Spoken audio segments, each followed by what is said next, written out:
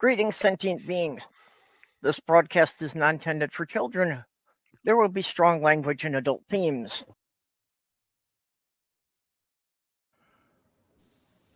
Joe, if it only takes 10 seconds, it's not worth doing.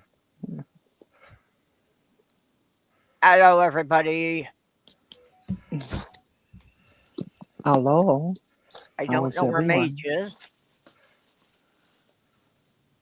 I distinctly remember getting a memo that he was being taken away to Alligator Alcatraz, so I don't expect to see him ever again. Okay, hold on a moment. I suspect the reports of his deportation are greatly exaggerated. Well, that could be. I didn't know about that. He's already in Florida, so they won't even need to arrange travel expenses for him. Well, they're on opposite ends of the Florida, of the penis, I should say. Maybe a bus ticket and airboat ride. No, they'll make them run into the camp on the backs of the alligators. Yeah, that's the scary part about the Alligator Alcatraz, that they could just toss somebody to the alligators and say the guy tried to escape and they don't know what happened to him. And who expects that won't happen? We know it hasn't. Exactly. I don't trust Donald Trump as far as I can throw him. Yep.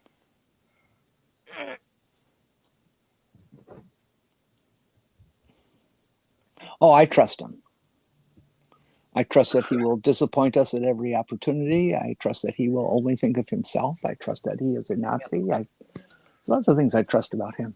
Well, I do trust him to be in the Epstein files at this point. It's like... Yeah. I don't know, between Ghislaine and the FBI's redacting squad, I think he's going to try and weasel out of it. I really do. Yeah, and he's not looking innocent. No. Yeah, well, I think he's, we've already seen what he can do with witness tampering, that he can buy off anybody that they want to testify against him. Well, if I were Ghislaine, I'd wait for a full pardon, full immunity, then turn on Donald Trump.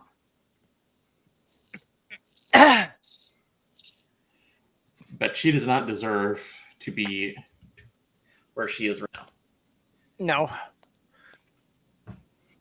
No, obviously he's giving her a sweet deal so that she won't testify, won't say bad things about him, like the truth.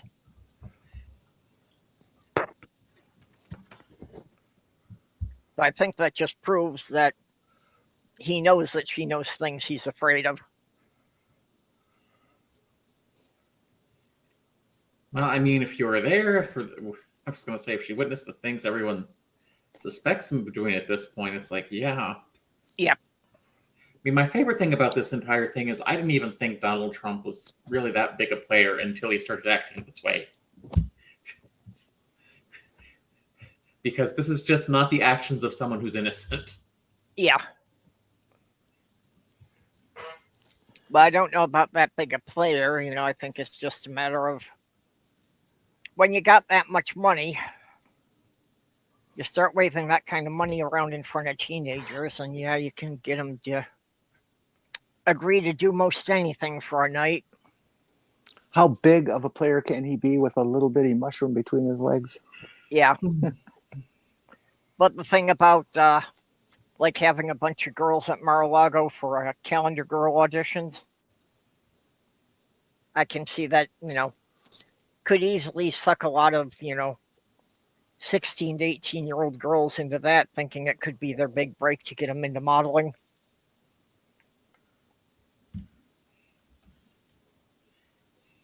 So what day is it today?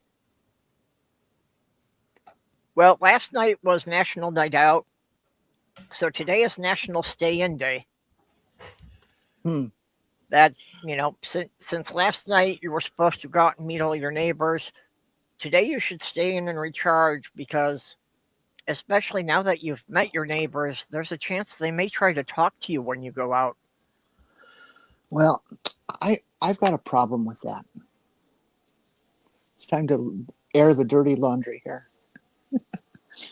First of all, and this I'm not going to try and say with any sort of humorousness, of course. Today is National Hiroshima Day, and we should always take some time to think back to the tragedy that happened to 150,000 people in a moment's notice. One of the most ghoulish events of human history, and we did it. Yep, and it is something else that the Trump administration is trying to sanitize from our history books. Oh, he is. Mm-hmm. Good for him. Okay, well now that's over because I really don't want this to become some sort of maudlin day or anything like that. But Purple, sometimes I'd like to take your national what is it day and do a little research background and see if I can pitch in more than just a couple of mumbles. So I did that today, and I'm sorry. You are wrong. It is not National Stay-In Day. National Stay-In Day is on let's see, November 10th of each year. Really? I didn't know there actually was one. And it's a day for staying in bed, to be lazy, sleeping, reading, eat comfort foods, take a bubble bath, watch TV, just do any kind of mindless things that you would do indoors. Mm-hmm. And isn't that also the anniversary of the sinking of the Edmund Fitzgerald? I don't remember. I thought that was the 8th. I think you may be correct. I know it was November. I don't remember exactly the date. Now, to add confusion to the whole issue, there is also a National Stay in Bed Day. And there's also a National Stay at Home Day. And there's also a National Stay in My PJs All Day. Okay. For the introverts and autistics, we need lots of these. Now, what's really curious is that the National Stay in Bed Day follows the National Stay in Day. So it's almost like kind of sound like one of those 3-day weekend things, except they're 10 days apart. That's celebrated on November 20th. And that's the day it is most mentioned on the internet. And so that's been kind of the day that my source of whatnationaldayisit.com. The first identification of National Stay in Bed Day was April 7th, 2015. So it's a fairly new holiday. Is this like me? I was going to say, is this like me declaring December 2nd to be Towers of Hanoi Day, just to annoy the friends I have who are programmers who hate the Towers of Hanoi? I think we should all start selling that just to be supportive of you. Well, Jenny and even the people in the side chat, if anybody ever cares to propose a day that we should cover, you can always DM me about it. Just, DM me about it, say by Sunday so I can, get the chat set up for it. Although you are the final arbiter. Yep. Okay. And speaking of the side chat, let's see who we got in there to say hello to. Pragmatic Crystal. Oh, and I saw Molly pop in just before we went live. And we've got Commander and Demon Orb and Angie. And you are Victoria, Tubin, and Kalesia. I reminded you that next week, August 13th, is International Left-Handers Day. Okay. That would be a good one. We should talk about all the ways that the world is prejudiced against left-handed people. Well, we still have not finished our discussion of National Stay in Bed Day. I mean, we covered National Stay in Day, but Stay in Bed Day, which it seems duplicative, but separate, is for relaxation, rest, leisure, doing nothing, and some use it as an actual recognition of those with chronic illnesses. Ah, yeah. But then again, we get confused again further with the National Stay-at-Home Day, which I forgot. Oh yes, is typically November 12th. So November seems to be a month where we just kind of like stay naked or in our PJs and hang out at home all day. I think we should declare the whole month a national holiday. Speaking of Well- staying in today, the only time I had to go out was because I had to get some medication I left on the bus. And taking the city bus is an interesting experience because it's one of the few places where I can regularly know I'm the smartest person in an enclosed space. Did they? You left your meds on the bus and they recovered them? Well, they were in a bag, and it's not like they were like street drugs. It's No, I understand. But that's Yeah. still amazing. Well, I'm glad that you were able to get them back. yeah, no one. I mean, only a very small segment of the population wants to steal my estrogen. Only because they don't know the street value of it. Well, the people that want to steal it would be the people that would know the street value of it. Yep. And they wouldn't want it for its street value. Although that is Yeah. going up, there was some people getting told that they will no longer be served as trans people. Well, people Yeah. in several states are finding it hard to get already. I have a feeling Illinois is not. Illinois is going to be a place I'm going to spend a lot more time in soon. Yeah. No, Illinois is going to hold out for a good while. I saw J.B. Pritzker, the governor of Illinois, on Stephen Colbert last night. And I also learned about him yesterday that he is the owner of the one big Hyatt in Chicago, gigantic Hyatt hotel. And I guess that's where his money comes from and stuff. Ah. But God, he's a cool dude. I would vote for him for president. Yep. He's Wow. really got it together. Illinois, Minnesota, and Wisconsin are among a group of like 8 or 10 states that are suing the federal government for Trump's tariff policies wrecking the economy. I don't quite fully understand, the legalities of what they're doing, but like I say, it's like 8 or 10 states that are doing it. Well, I mean, I would understand them either, but Trump's tariffs are wrecking the economy. Yeah. I've been Well, I think part of it is that because he's put these tariffs on other countries, the other countries don't want to deal with us at all. So it's screwed up the stuff we're exporting. I bet Trump passed his math class by firing his math teacher. No, he had someone else take the test. Well, apparently, if you fire like the statistician, the numbers that were bad won't be bad anymore. Yeah. Well, we've always known that. Oh, it's so Trump. It's just so Trump. I mean, don't get me wrong, statistics can easily be manipulated. It's one of the few maths where you can do that pretty easily. Yeah, but when you fire the person who was approved by a bipartisan vote in the Senate, it's kind of hard to rationalize why they're not suddenly competent.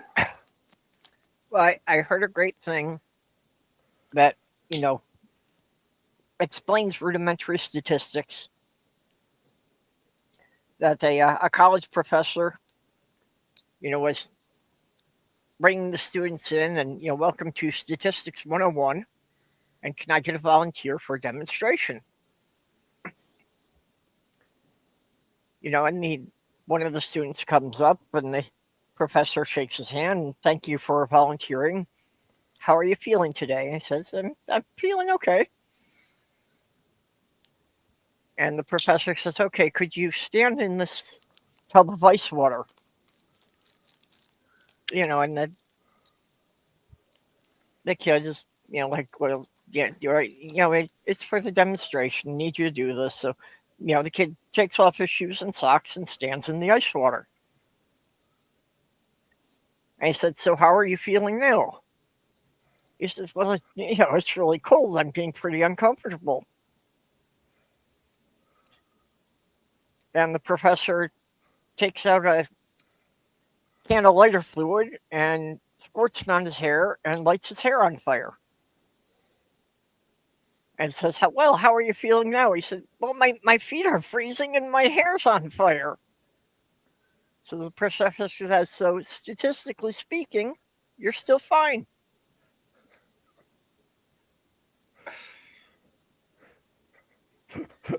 Not the way that works.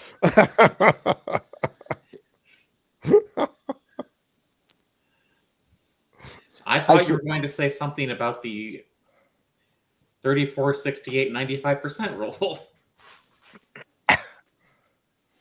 I saw a great demo on PBS once of a professor. I can't remember if it was a chemistry or a physics course, one of the two.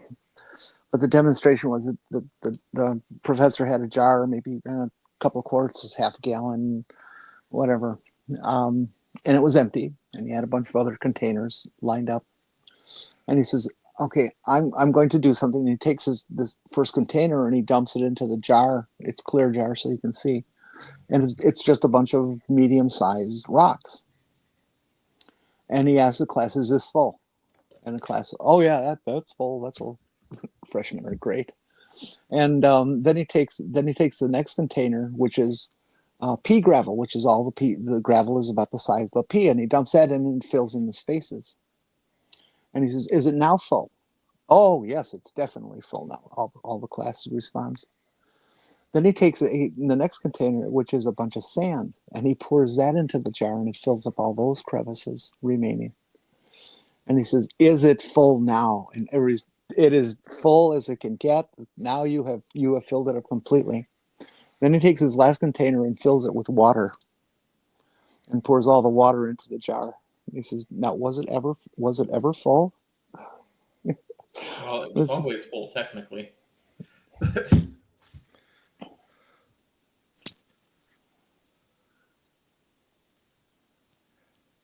Go ahead, Jenny, finish. Oh, that's it. Yeah, I guess full would be considered a relative term.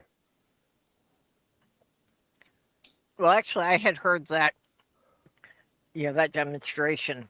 A professor saying to the students that, when you've got a lot to do, start with your big rocks first. Just because it was the only way to get everything in there. Which means that if you're at a gangbang, you should always pick the tallest guy. Or the guy with the biggest unit. Well, we're just generalizing here. How many gangbangs have you been to?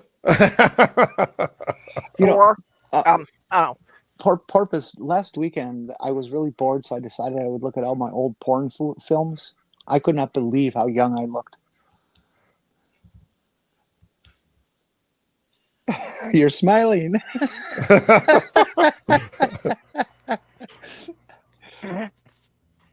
Oh, hey, I got a great one. Porpoise, you're muted. No, I'm not. I'm not speaking. Okay. Your mouth was moving. Molly's son. Your words coming out. Molly's son says he thought I was only in my 40s. So he thought I was like the same age as his mom. So, Mommy, you made it here early. Month. Oh, so Mommy, hi. Well, we mentioned a gangbang, and I think I don't know. She showed up right after that. So. You rang? Hey, I got some really good news today. Wisconsin Public Television, that I've been watching it all my life. But for the last, it's got to be 40 years now. Every Saturday and at certain periods, even every Sunday and Saturday at 5 o'clock, they've done a rebroadcast of the Lawrence Welk Show.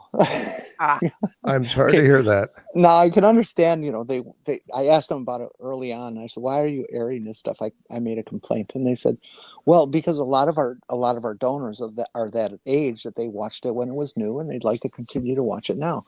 And all right, fine. The age group, the demographics for Lawrence Welk are, people 50s, the 70s, 80s, something like that. 40 years ago. Now, that means that today, if any of them are still alive, which they aren't, they're in the 90s and up category. Well, this Saturday, government... please hold.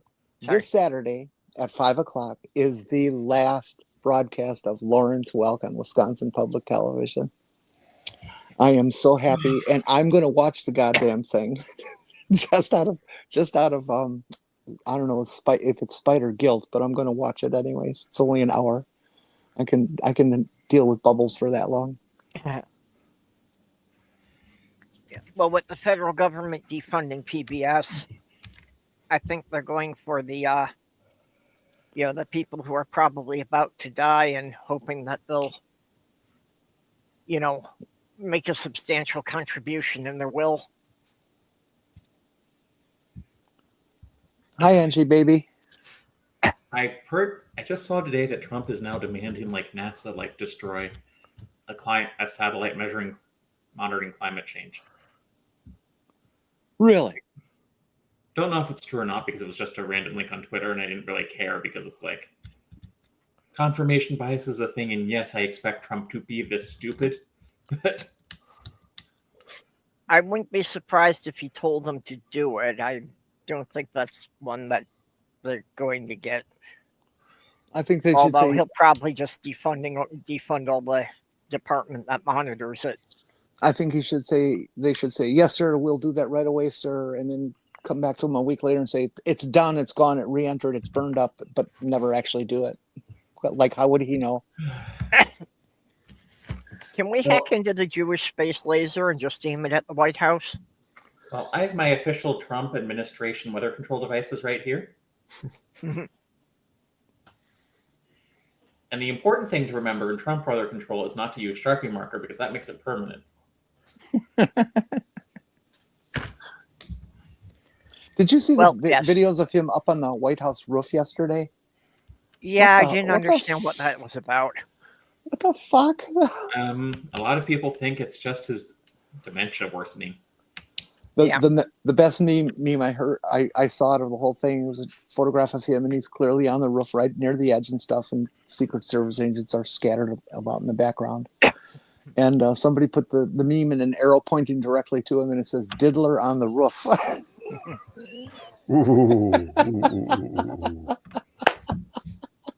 Oh, I love the internet.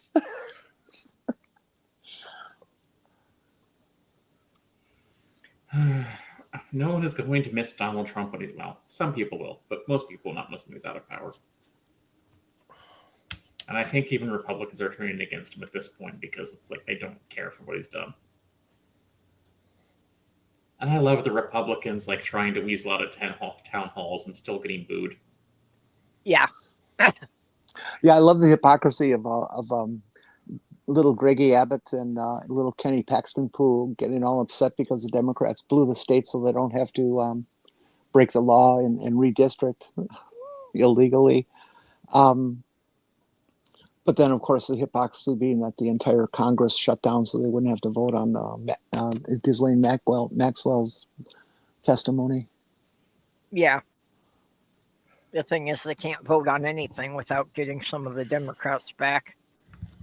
Exactly. They don't have enough people to make a quorum. That's the whole reason for leaving. That's why they do that. However, there was one committee that forced a subpoena of the Trump administration, and the chairman tried to say the nays have it.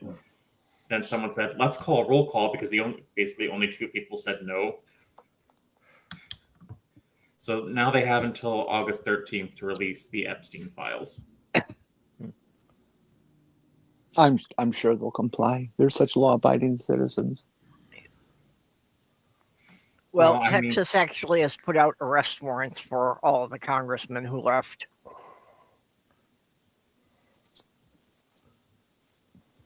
Abbott has, or Paxton has released a memo to that effect that he's placing all the Democrats under arrest when they come back to the state.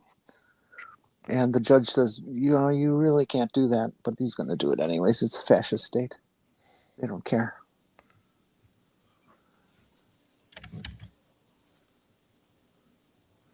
What our nation has become. Hey, Scummer. Just so a bunch of stupid old fat white guys can scream and yell obscenities and things that people they don't like. Oh, let's be fair. They're not all stupid. Some of them are just dishonest. Okay, fair enough. Wow. Although I can also see where, some of the Republicans may like the way Trump's crashing the economy, because one of the big things it's doing is it's driving small businesses into bankruptcy, and it's allowing the large corporations to buy up the smaller companies. Mm-hmm. That's the plan, Stan. Yep. So it's going to, even more centralize our economy in the hands of just a few corporations. And individuals. Some of these billionaires are buying it just as their own private ownership. And I will repeat this. I've talked about it before the election. There was a videotape of a billionaire. I think it was Peter Thiel, but I'm not going to insist that it was. I just don't remember. And he sat there in this interview and discussed the fact that the billionaires need to take control of this country again from the people, and put them through a period of economic hardship, painful enough to get them to realize who's the boss. And that is what's going on. That is clearly what is going on. I mean, I was shopping yesterday, and I try to pay at least some attention to what prices are and what they've moved from and things. Some of my common items that I get almost every time have almost doubled in price in the last 6 months. Doubled in price. Well, ground beef is up to $6 a pound. I think more interestingly, I've seen like a former Trump official warn that if Trump continues his course on the Epstein files, it's going to result in an insurrection. You think? Well, you're reporting that. I was going to say, it won't be the leftists that started if it does. But them refusing to release the Epstein files is actually getting to the MAGA base. That, they want some answers about this now. Except the only people they have subpoenaed to come front of their committee are people from the Obama and Biden administrations. Yeah. Not one single person who's actually been named or involved in it.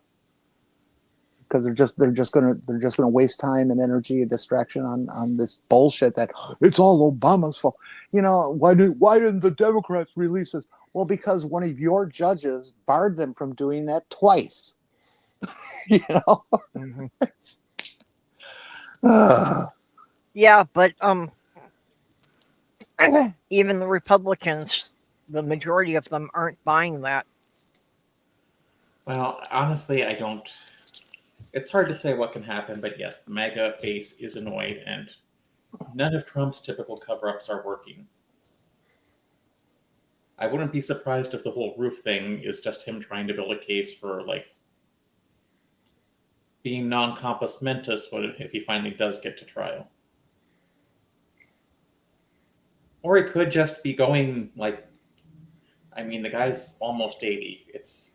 His father had dementia. It's not a surprise if he's going the same way. Yeah. Well, I wouldn't be surprised, if they've been covering it up for a few years now. Well, like 20. I hate to say it, but when it comes to Donald Trump, the bar is so low when it comes to trying to hide his lack of intelligence or decline in his intelligence. It's he could get away with years with no one ever noticing. There is no bar with Donald Trump. Because the bar was so low, it might as well have been set by William Lane Craig. Okay, yeah, you have to be a very specific group to get that, but You know, it I took made me a a minute meme. purpose. I made a meme back in 2020 that said Trump set the bar so low we have to bore underground to find it. And yet somehow week by week he keeps pushing it lower.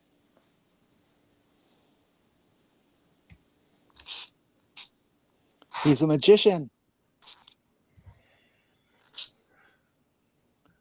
Well, it's becoming a question of will the bar survive when it's pushed down into the mantle? Well, that's what he needs the Russians for. They've got that. What is it? Yeah, the cola bore. Yeah. How deep is that? 18 miles, something like that. No, it's like 8 miles. 7.5 miles or something. 7.5. It's about the furthest we've gone. Yeah, they had to stop there because at that point the drill bits were melting. I've thought about that drilling, and the forces of torque that are on that drill length. They're just tubes that are screwed together with a taper screw, and I just can't imagine the torque forces that they can sustain over that length. I can't imagine a drill bit more than a mile long being able to have the power to still go through rock. Yeah, I mean, I visualize this tube of the drill bit twisting. I mean, it's got to maybe it twists a full revolution or two in that length. It's got to have movement. It's just the nature of steel. Yeah, well, just since what they do is they go down, and then they screw another section on to go down a length further. That's just the amount of torque that's putting on the threads. I just can't see how it doesn't bust the shaft or it, at least strip out the threads so that, like, the top end is spinning, but the bottom end isn't moving. Well, it sure says a lot for our understanding of metallurgy for them to be able to even have something like that. Yeah. That was the thing. After we landed man on the moon. We didn't land on the moon. Cut it out. Well, that was supposed to be the next thing after the space race. Was Russia and the U.S. were having a race for who could get to the center of the Earth first. Well, actually, I think it was it Jules Verne in his novel Journey to the Center of the Earth, or was that somebody else who wrote that? No, that was Jules Verne. Okay. Yeah, that was Jules Verne. But yeah, the Americans had their own that they called Project Molehole. But the area they were drilling wound up getting affected by something of an earthquake that they don't know whether or not they contributed to destabilizing the plates. But yeah, they had to shut the project down because basically it shifted and collapsed the hole on them. Yeah, that's like our exploits in fracking. All these areas that have never had earthquakes in their human history are suddenly having earthquakes because they're drilling through the rock and fracturing it. And the driller guys say, "Oh no, that can't possibly be related." Oh, I see. It's pure coincidence. Yeah, just like the flammable tap water is pure coincidence. Yeah. So, gang, I'm going to drop out for a bit. Okay. I'm hopping over to Natalia Reagan's stream. She's the primatologist, stand-up comic, and burlesque dancer that does her shows on Wednesday afternoons. Also, that's quite a combination. Yes, it is. Well, fine. I hope you have some fresh socks to get crusty. I can see a routine where stand-up comic and burlesque dancer could be, work together, but yeah, the rest of it. Oh, Yeah, come she on. actually does work primatology into her stand-up comic.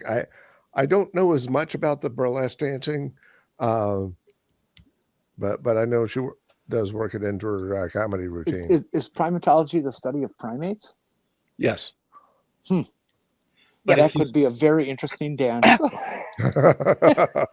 Yeah, if you this stayed here, you could be with like someone who's also done stand-up comedy, is a computer scientist and a math teacher. I see how she could become the gorilla of your dreams. I'm sorry. uh, But as for burlesque dance, no one wants to see me do that. Okay, probably someone out there wants me to see me do that, but I don't want to know those people. Well, But- hope you come back. I, Back here. yeah. okay. Well, Yeah, you're welcome anytime here, yeah, I appreciate that. I'll, even if you're plugging another channel to draw our audience away. And enjoying yourself at the same time. well, she doesn't do the burlesque dancing as part of her YouTube stuff. So she's not interested in increasing her views, huh? Well, she She's does saving talk that about for it. her OnlyFans. You got to have something to sell. All right. Yeah, I plan to come back. Okay. We'll see you later. Bye. May the odds be ever in your favor.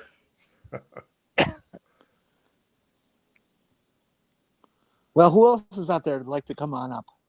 Sumami, you want to come out up and talk dirty for a while? Yeah, we don't know what happened to Maid, so I'm just going to assume that he's sleeping through today.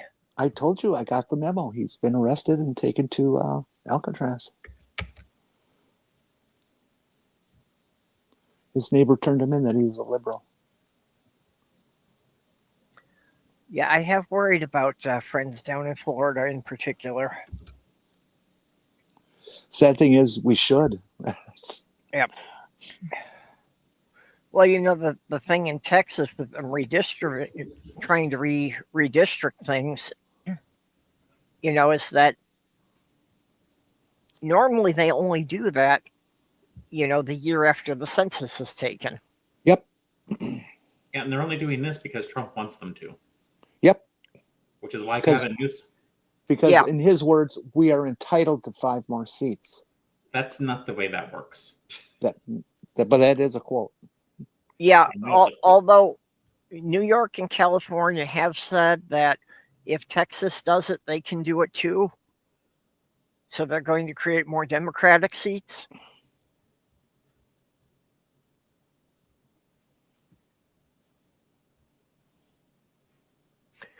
Yeah, but they're trying to get more Republican seats because they realize that in the midterms, the Democrats only need to net 3 more seats in the House of Representatives to be able to control the vote there. Well, I think Trump realizes at this point, if the Democrats get it back, he's at least going through another impeachment and possible removal. Yep. Especially if they gain back the Senate, because it's the cover-up that took Nixon down too. Yeah. Well, that's the thing. The Democrats would really have to take both houses of Congress, but the margins the Republicans have are so slim that that's quite realistic for them to do. But let's also keep in mind, if we take him down and impeach him and remove him from office, we're faced with J.D. Vance, and he is a pure Nazi, and he is a part author of 2025, and he is a buddy of Peter Thiel, and he would do everything that Trump is doing, but faster and more intensely. No, it would be he won't far more dangerous. The reason he won't be able to do that is because Trump appointees will still be in power, and there will be MAGA infighting because it is a cult. Yeah.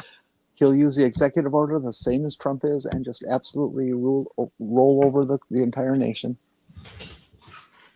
Yeah, he but also ends his political career.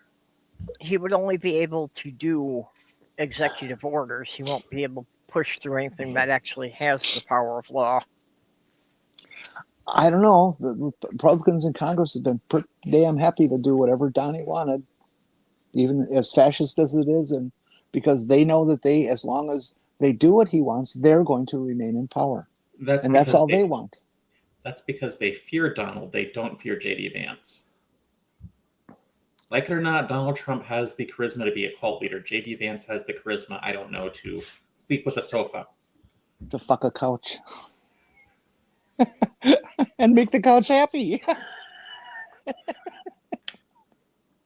No, I think the couch was faking it just so you'd finish and go away. Come on up, Athena. Athena. I just want the people I want to see disappear from the administration are Stephen Miller, and although I know he's got an official position in the administration, Steve Bannon, and his Alex Jones contingent. Yeah, well, even Alex Jones has at least been chilling to Trump. Hey, leave Stephen Alex Miller. Jones has been reporting on some things that Trump has not been happy with. I have to admit, Stephen Miller looks pretty good for someone who was turned into a non-dead 300 years ago. Angie, the problem with Vance is not whether or not he has enough money, but the man is a legitimate lawyer. He's intelligent, far beyond Trump's intelligence, and he knows the system, and he has the backing of the billionaires and Project 2025, the Heritage Foundation. He has the power all the power a dictator needs to take control. Yeah. No one's saying Vance will be a great president, but I think you're overestimating the threat because Donald Trump is far more unpredictable. And he has the cult behind him because what's going to happen when Trump dies or whatever is MAGA will start infighting over who's going to be in power of the movement. Yeah. This is what happened after Hitler died as well. A dictator does not need, they like to have, but they do not need a movement. Yes, but they need a pen and the people around them to be afraid of him enough that they will do whatever he Vance says. does not want to be perceived as a dictator. I think he wants to think he can have a political career after this, even though he ruined it by being Donald Trump's vice president.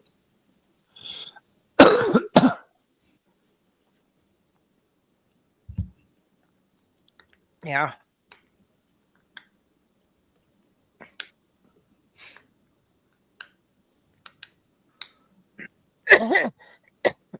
Oh, there you are, Mage.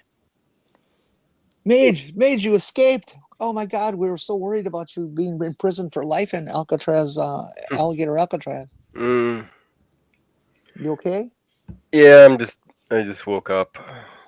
My alarm was supposed to be waking up at 10, and it didn't. I was just saying I figured that you just slept through, so was going to leave you alone if you were able to get some decent sleep. Yeah, I was.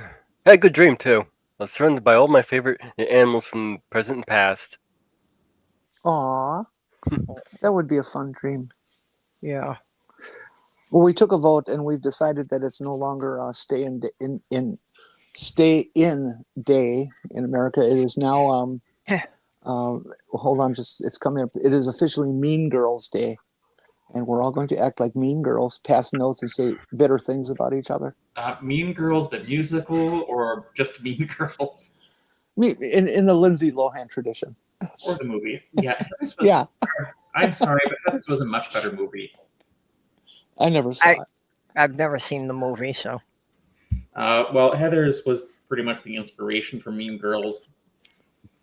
Pretty much the same idea, except the protagonist gets help from another boy and starts murdering like the Heathers. Mm-hmm.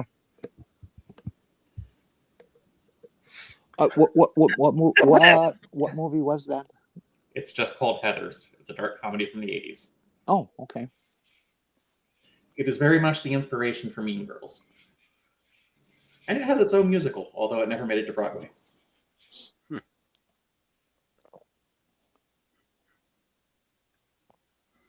Well, did it play in Minneapolis? Well, they're called the Heathers just because they all have the first name Heather. They're the inspiration for the Plastics. And did we all see the news report out of Minneapolis that the Minnesota legislature Republican, now I'm forgetting his name, damn it, who introduced a bill to have Trump derangement syndrome codified into the Minnesota definition of mental illness I ain't heard about that. was arrested for diddling. Another one. Yep. I shouldn't have to be saying another one. No, the answer should be, of course. Well, and isn't it odd that they're like all Republicans or Republican backers?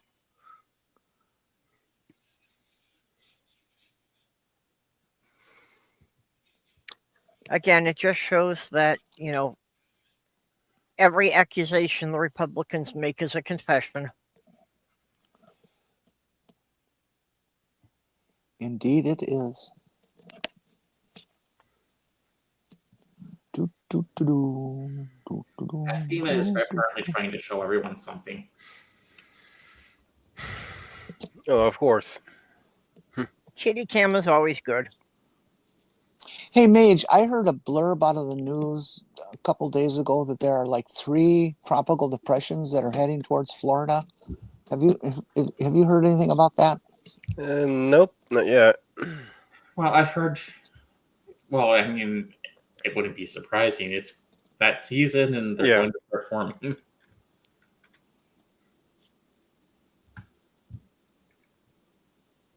And a tropical depression is just a rainstorm, so. Well, but that's how what hurricanes start out as, is a tropical depression. And when conditions are correct, they strengthen into a hurricane.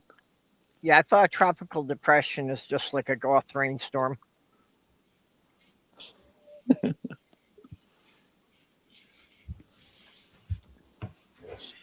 Besides, you just went through a derecho from what I heard.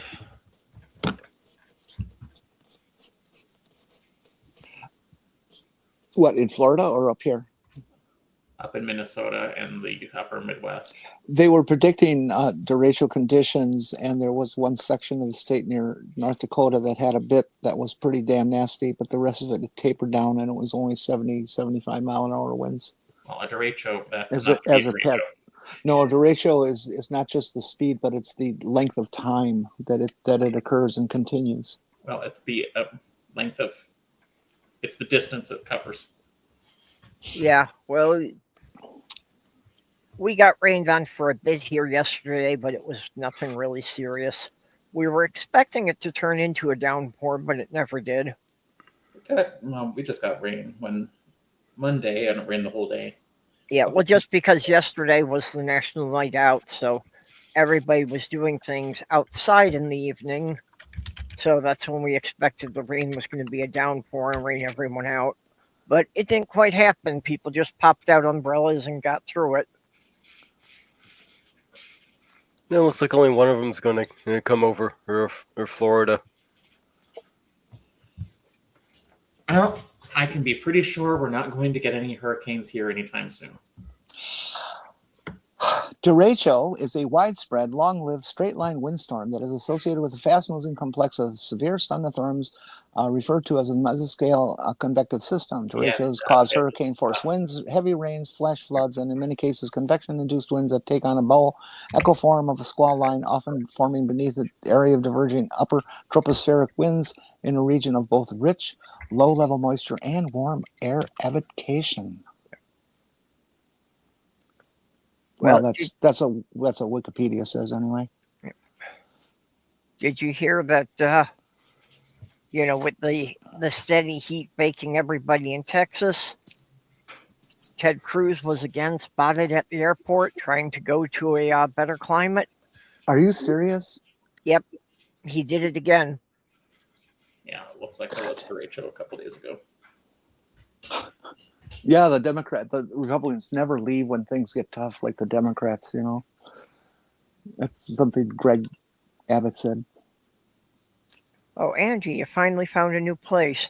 That's great. Well, I mean, there's a reason why people have started calling him Can Cruz. Yeah. I hadn't heard that. I like it.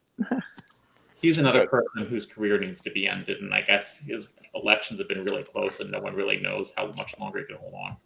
Yeah.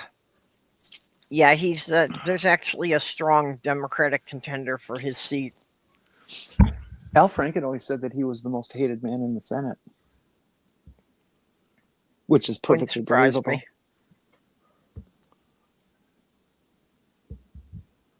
We need to get Al Franken back.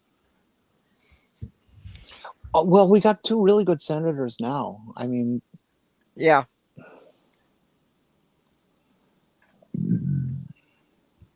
Well, I Well, don't maybe go back. let's lend Al Franken to Wisconsin. I don't go back until next.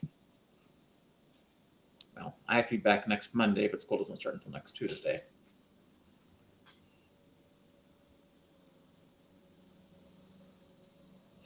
And then I'm trying to get everything done. I should probably start with the lesson plans, and I was going to say they put me in a position I don't want to be in, and I haven't passed the necessary test for it.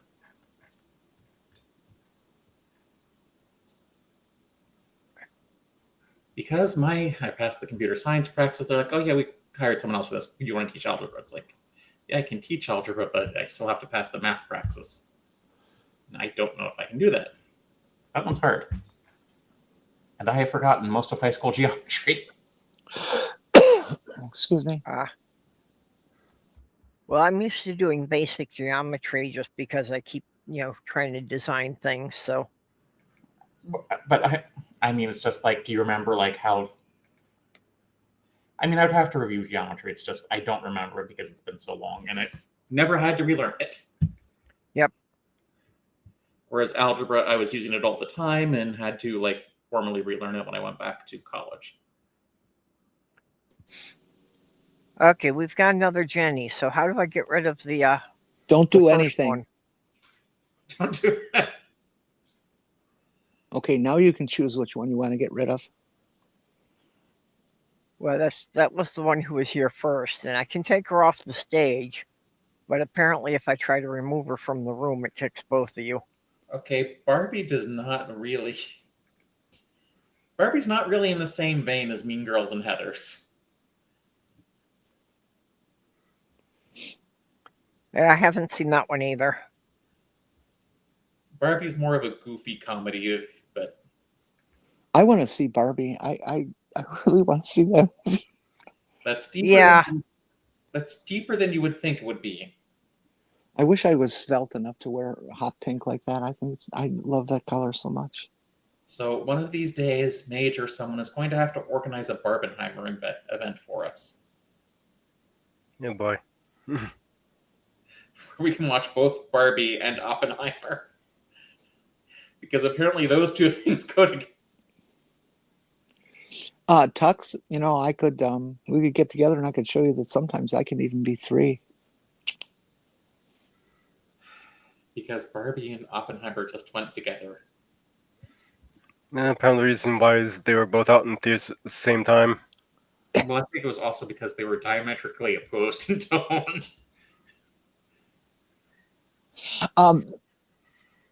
Porpoise, I'm looking at the National Weather Service website right now under derechos, and they're showing a Storm Prediction Center map of derechos for just 2012, and from about Yeah, there was one. Chicago all the way east of the coast, you get this triangle of disturbances that spreads ultimately to end up going from New Jersey down to North Carolina. Yeah, well, I mean, that was a rather historic derecho to begin with. And this is all of them, not just one.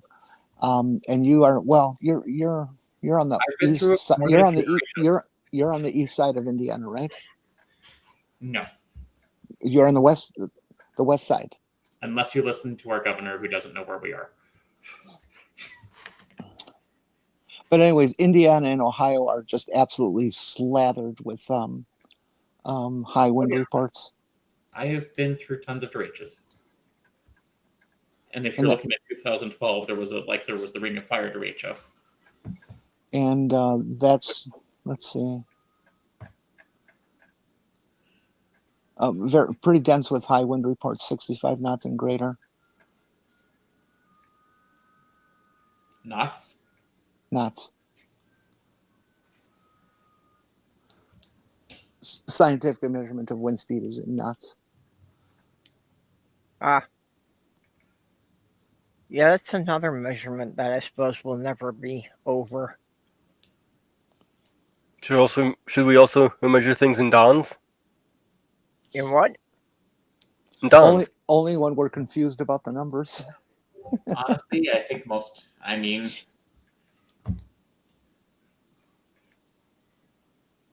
I know ship speeds are given in knots usually, except on the Great Lakes for some reason. Now that Well, technically, knots, of course, means nautical miles, and I think that has to do with, and I would have to look it up again. Memory's fading. It has to do with speed relative to the curvature of the Earth versus a straight line measurement of the Earth. but I think technically a lot of the vessels that are on the Great Lakes aren't ships; they're boats because they don't cross the ocean. Mm-hmm. I don't think that's the delineation. There's some awful big ships on the Great Lakes.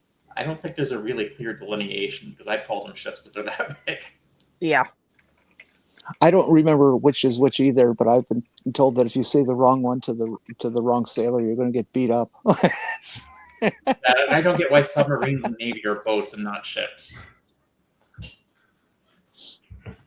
Yeah, I don't understand what the distinction is supposed to be anymore either. And shouldn't the Navy be banned from having airplanes? I mean, it's completely against what they're there for. But Well, originally they were. Originally, World War II, the Navy was flying U.S. Army planes off the carriers. But the Navy can cover much more of the Earth's globe far more easily than the Air Force can. I mean, aircraft carriers are great at playing the international not touching you game. Yep. That's the whole point, is to be able to, put bombers in range to hit major cities on any continent. Okay, dictionary.com. Here we go. Yeah, I wouldn't know what the difference is. Or should we try Merriam-Webster? How about American Oceans? That would probably be the best resource. Let's go back and grab them instead. Stop moving around, screen. When it comes to talking about watercraft, the terms ship and boat are often used interchangeably. However, there are differences between the two that are worth exploring. I'm going to make a long-winded answer here. Generally, a ship is a larger vessel than used, and that is used for commercial and military purposes. The boat, on the other hand, is a smaller vessel that can be used for a variety of purposes, including recreation, transport, fishing, and drawing and quartering mermaids. Which is actually more drawing and triangulating mermaids. It's... Never mind. Drawing and quartering mermaids?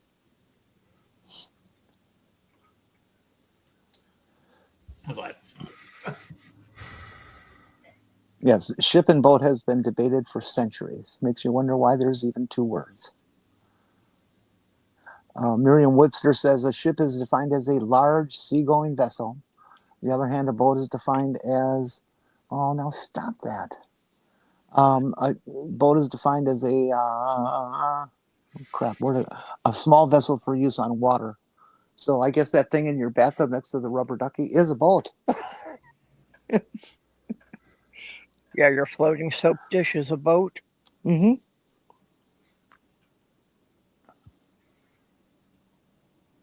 I hate how the Great Lakes get shortchanged when it comes to talk about nautical stuff. Yeah. Well, I was kind of blowing the minds of some people in the UK who did not have a concept of the size of the Great Lakes. Yes, we pointed out that submarines are called boats. Yeah. That, I looked it up to try and give them a reference. And it turns out that Lake Superior is about the same surface area as the acreage of Scotland. So yes, we literally have lakes that are larger than some countries in Europe.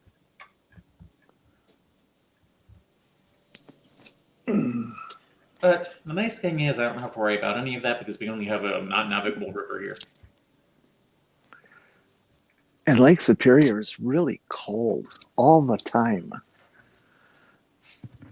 Well, actually, my sister works for a company on Lake Superior, or no, actually, it's on Lake Michigan that does the repairs on the ships.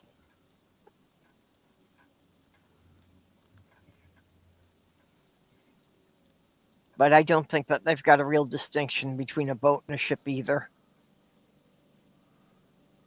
I think for the most part they go by that, and anything that has more than an outboard motor, you'd better call it a ship or you're going to upset someone.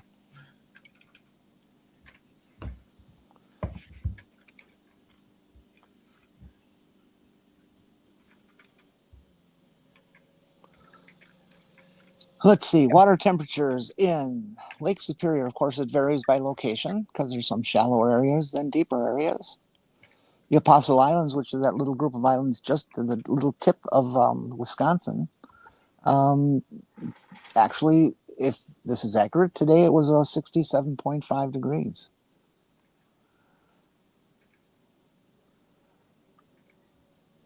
However,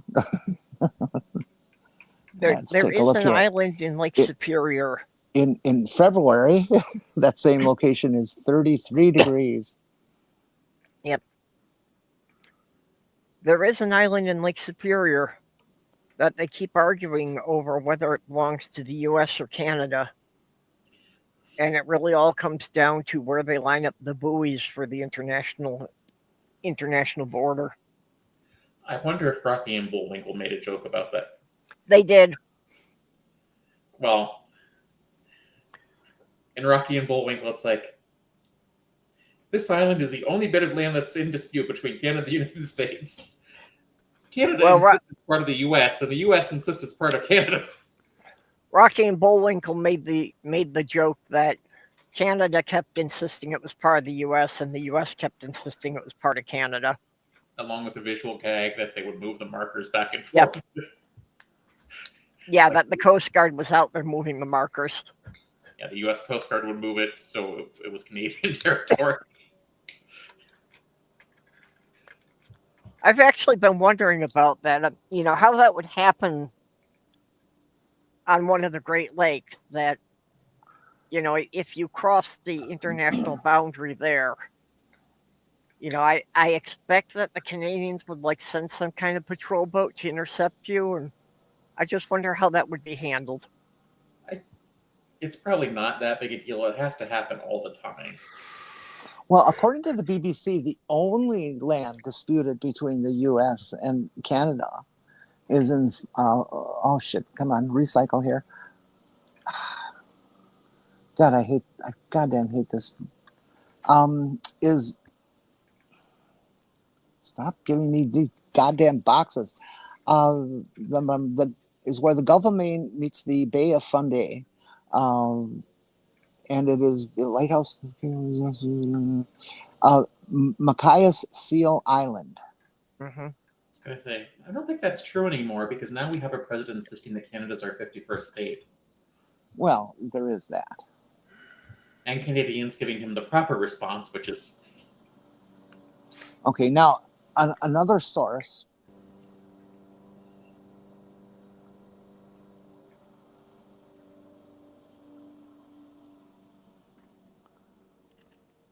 Okay, they list the Strait of Juan de Fuca up in the Pacific Northwest, the Dixon Entrance at the southern end of Alaska, the Machias Seal Island, as we just mentioned, and portions of the Northwest Passage. How could that be part of the United States? That doesn't make any sense at all.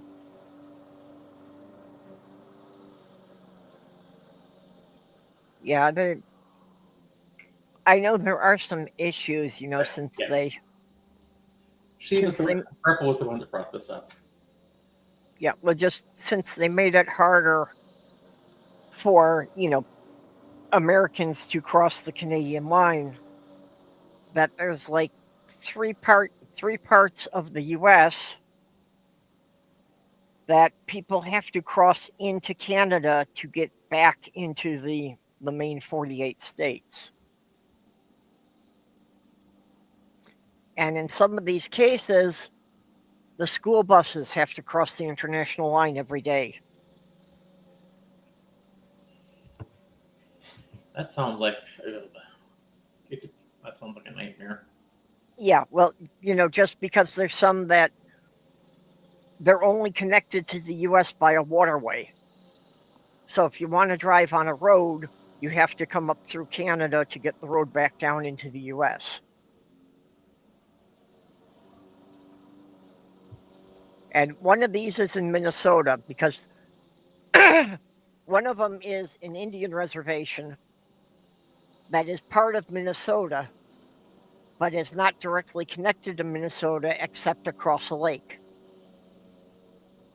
So if you take a boat across the lake, you don't have to cross an international line.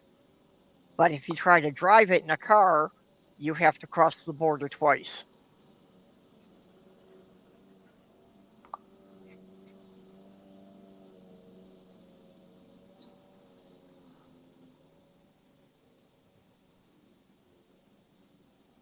There are no listings in this particular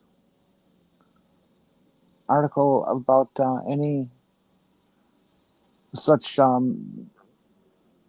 regions of disputes in Minnesota. No, it's not a disputed territory. It's just that, like I say, it's only connected to Minnesota by a lake. But you were, never mind. And we all know from conservative is that crossing borders is a major crime. There is a joke in Rocky and Bullwinkle about an island in one of the Great Lakes, supposedly. Yep. That's in dispute between the U.S. and Canada because neither of them wants it. Yep. No, I don't see any record of that. The joke in Rocky and Bullwinkle. Well, they're not exactly geographers. I was going to say, that's not... I always assumed it was fiction, so...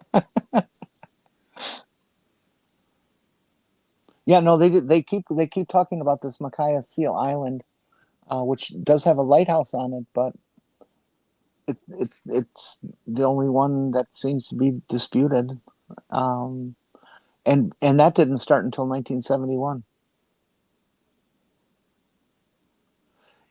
It's a lobster-fueled border dispute. Okay, now that makes sense. That's out of the Boston website, boston.com. Angie Dell, I have noticed that nature has been trying to kill people, a lot of people, and especially red states this year, and I have a theory. Now, hear me out on this one. God is angry at Republicans. Seems solid, doesn't it?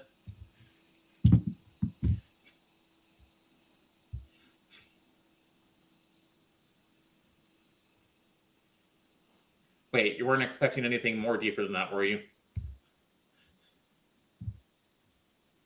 And honestly, did I lose sound here for some reason? I did not. We can hear you. Okay. Yep. I'm just hearing everyone else talking. If anyone wants to elaborate on why God's angry at Republicans, feel free. It'll make as much sense as anything. I just realized almost all of those people are dead now. Pat Robertson or Jerry Falwell ever said. Well, I live in a red state right now too, and we had five tornado warnings this year, which I think the main reason for that probably has something to do with like weather patterns. Like I think during La Nina years, you're more likely to get tornadoes farther north early in the season. Well, that just proves that Indiana blows. Yep. Okay. What I was talking about is called the Northwest Angle in Minnesota. The Northwest Angle. Yep. A little bump at the top of Minnesota, that Lake of the Woods, is the only way it's directly connected to Minnesota. But if you want to drive it there's just an unpaved road. So there's no fence, no guard, no official looking border until you come upon a shed. And then there's this basically what looks like a little garden shed with a window at the border. Oh, that section. Yes. Yep.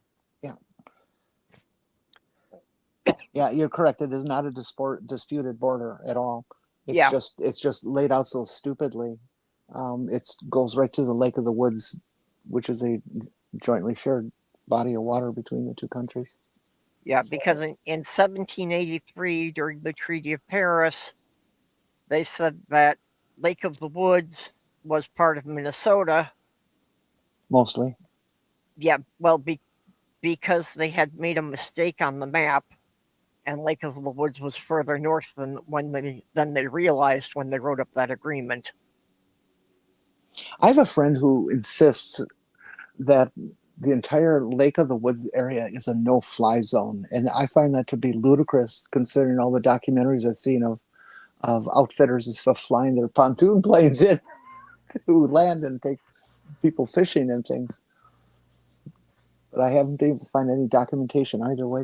Did this person take that M. Night Shyamalan movie where everybody thought they were living in the 17th century? This person takes almost every conspiracy theory as truth. That movie, I'm sorry, but that movie is incredibly stupid as for a premise because it's set in Bucks County, Pennsylvania. And if I want to live like I'm living in the 1800s in Pennsylvania, I don't have to go set up a secret village to do it. That's right. Just go to Pittsburgh. I just go join the Amish. Yeah. I just joined an Amish community. So, I'm sorry, it's just like that was one. It's like this was one of the dumbest plot twists for this movie ever, because it's set in Bucks County, Pennsylvania, in Pennsylvania Dutch country. It's like, well, to be fair, most of his plot twists tend to be pretty dumb. It's like, yeah, you can still fool in Pennsylvania. Just set it somewhere else where this makes sense. Come to think of it, I think the only one of the only movies of his I actually like is The Sixth Sense. I that's the only one of his that I've seen. Yeah. And that had me completely fooled. And I pride myself on not getting duped by movies, and completely sucked me in. Well, if The you're Sixth interested, Sense was the only one that the ending seemed consistent with the whole movie. today's the anniversary of its release. Is it? Yeah. Oh, I'm not saying. Now, have you read that, or you just have like a seventh sense about it? I'm sorry. Bad I joke. was looking for material for my show. I am not saying the village. No, release date August plot-wise. 2nd. United States August 6th. Okay. Unless you know something about southeastern Pennsylvania's culture, and realize it's like, why would you do this? It's like, why set up a Mystery Men also came out today, as the anniversary of its release. Oh, Mystery Man, That was a fun movie. I enjoyed that one. It actually bombed at the box office. well, it was a comedy, and comedies often don't do well, but yeah. There's a lot of movies that are cult classics that bombed at the box office. Yeah, there are. I'm sitting here. It was one of the things that had me working all night. Was creating a parody of the Smash Mouth song on All Star. In Pennsylvania, they don't call it Amish food. They call it what it mostly usually is, Pennsylvania Dutch, because you don't have to be Amish to be Pennsylvania Dutch. Well, and even that's because we've been mispronouncing it for 100 years. Yeah, they're not even Dutch. Yeah, it's supposed to be Pennsylvania Deutsch. But it's not, I mean, it's not the only phrase associated with Pennsylvania Dutch that's like that, so. Shoot Fly Pie does it for me. Yeah. I think I have my grandmother's recipe for shoot fly pie around here somewhere. Isn't that basically pecans and 100 pounds of sugar? No. Shoot fly pie is just like graham cracker crumbs and molasses. Well, it's a crumb and molasses mix. Yep. Not Yeah, as yeah. sweet as pecan pie. Yeah, you alternate layers of the crumbs and the molasses, and the crumbs contain brown sugar, so it's it'll tickle your sweet tooth. But it's still Okay, not as sweet as pecan wait. pie. It's crumbs with brown sugar and molasses. But isn't the only difference between white sugar and brown sugar is that in white sugar they extracted the molasses? Well, the crumbs are usually just more than brown sugar. That's a mix. Yeah. Well, yeah, it's brown sugar and flour. And you may be surprised something like that would bake into a pie, but it does. Yep.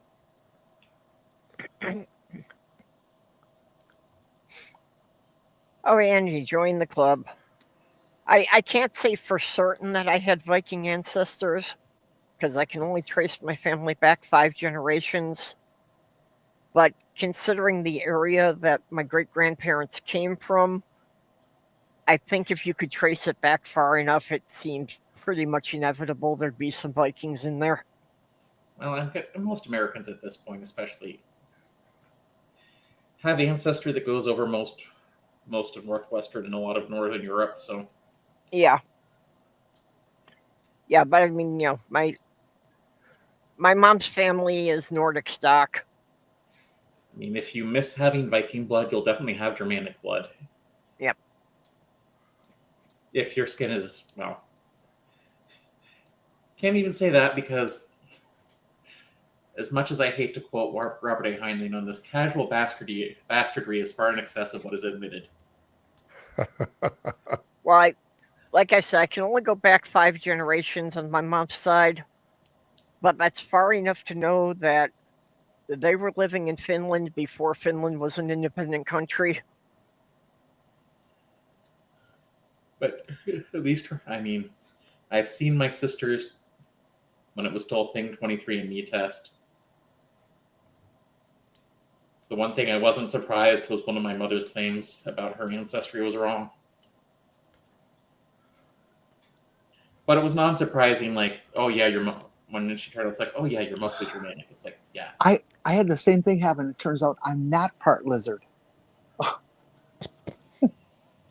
Well, my mother claimed that she had Native American ancestry because she found a weird name in her genealogy. Now the name is there, but... Slothgirl was researching all that for her family, and she did. I think she was on Ancestry.com tracing it back, and. But I guess the guy was they were known as river pirates, basically smugglers. Yeah, there's apparently some Native American in my genealogy as well. Though tracing it back and looking at where my family was compared to where they say the tribes were, it actually does match up. So there is a possibility.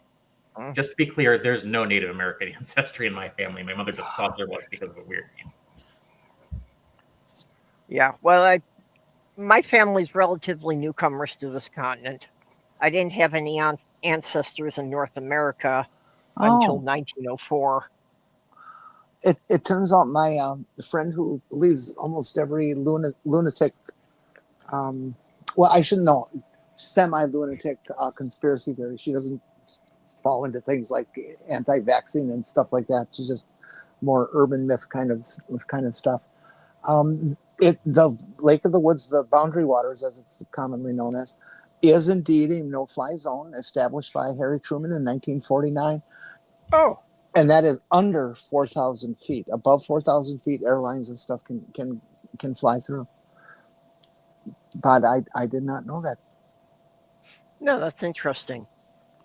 Yeah, but its primary intent was to protect, keep it as a protected area, free of logging and all these kinds of commercial interests. So it's still one of the pristine areas of the world. Yeah, to keep it preserved in the same sense as a national park. In our state, Joe and Perp, our state, ours, not that communist place of Texas.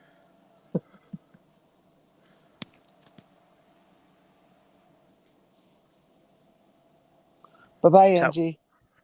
Don't trip or nothing. Careful when you run. We're both old. So Jenny, you were saying that your ancestry doesn't necessarily include lizards. If you consider that mammals were derived from lizards, then actually we are all lizards.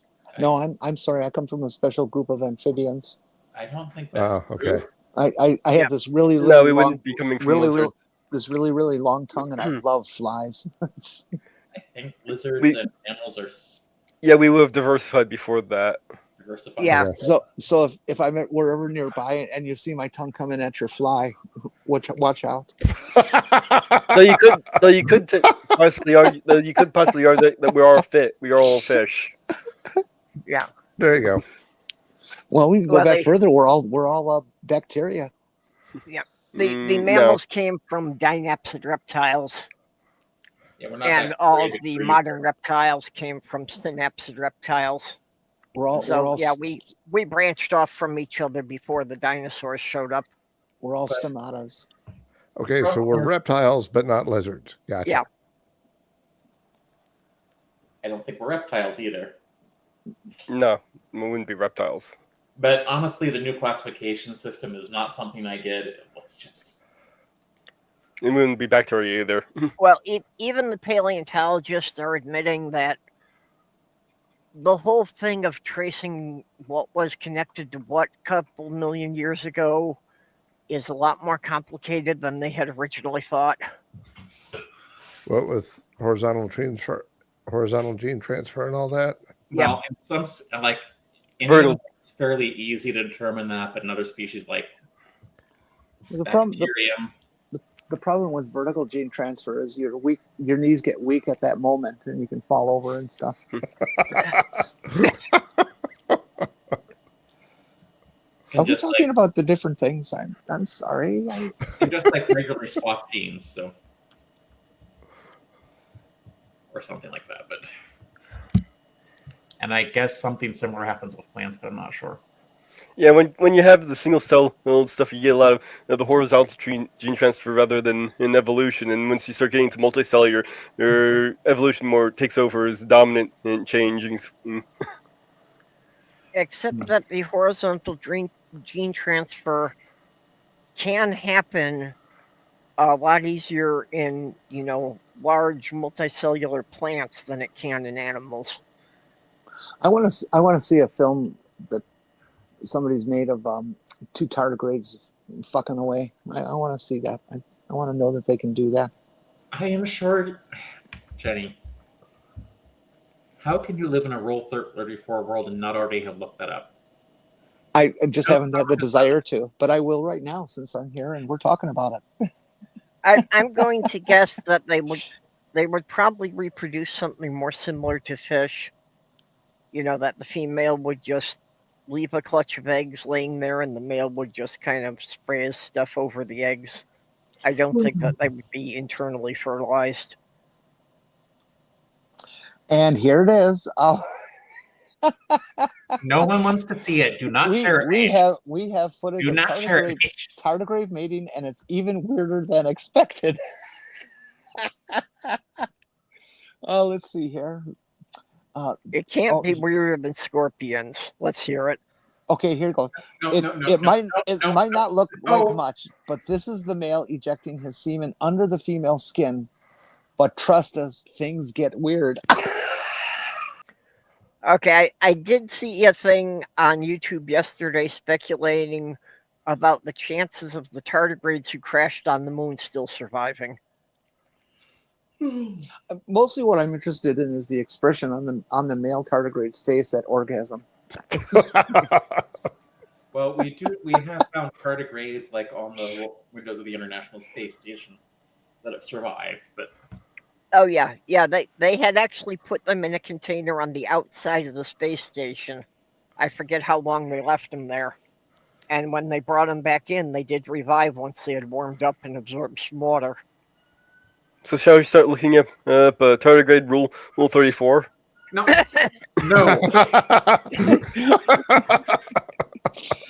No one wants to see this. Oh my! Now, come Careful, on. or we'll expose Tardigrades, you and start looking at Porpoise Rule 34. tardigrades are my spirit animal. They are survivors, just like me.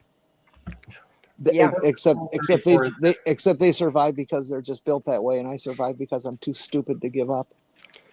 Porpoise's Rule 34 is there is no Porpoise Rule 34.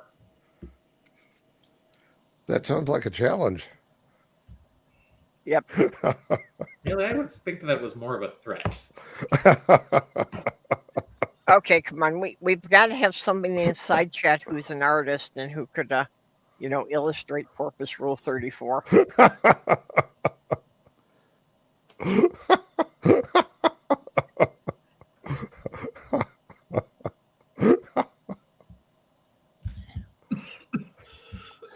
Come on, somebody's got to draw Porpoise being banged by a tardigrade. Jethro Gibbs rule. Jethro Gibbs rule number 34 has never been revealed, so we're not sure what Gibbs has to say about that. What? Is any of you an NCIS fan? I guess I'm the only one.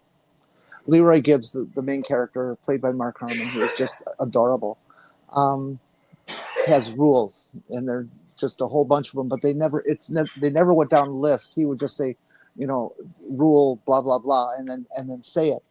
And there's some of them are actually very, very sensible. I follow rule number 9 always, and rule number 9 is never go anywhere without a knife. Yeah, kind of like the rules of acquisition for the Ferengi. Sure. Rule number 11: when a job is done, walk away. Rule number 12: never date a coworker. Rule number 13: never involve lawyers. Rule 14: bend the line, don't break it. Yeah. So a lot of them are very sensible. Well, I have a set of rules for driving. I'll go over just my top 3. Never challenge anything more than 5 times your size. Never challenge anything with signs indicating explosive or flammable. And never challenge anything that has gun ports. Then there's one of my favorite ones that I don't necessarily follow, but I try to. Rule number 7: always be specific when you lie.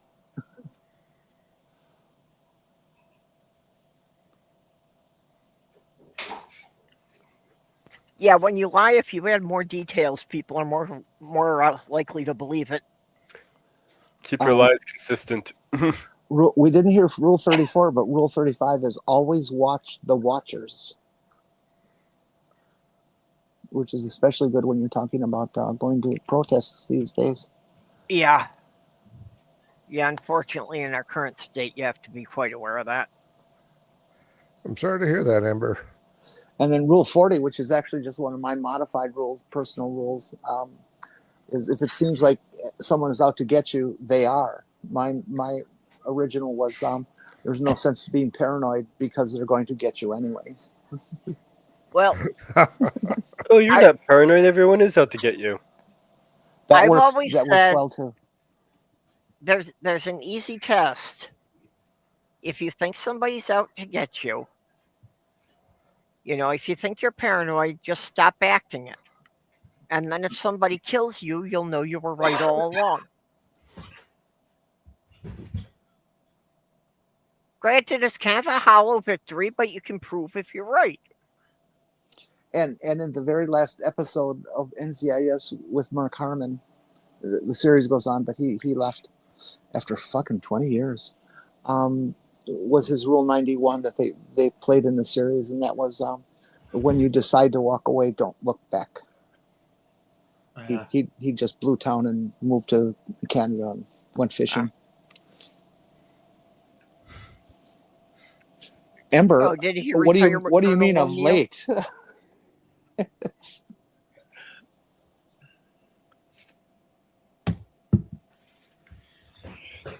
Listen, NCIS had an unforgivable lack of detective munch.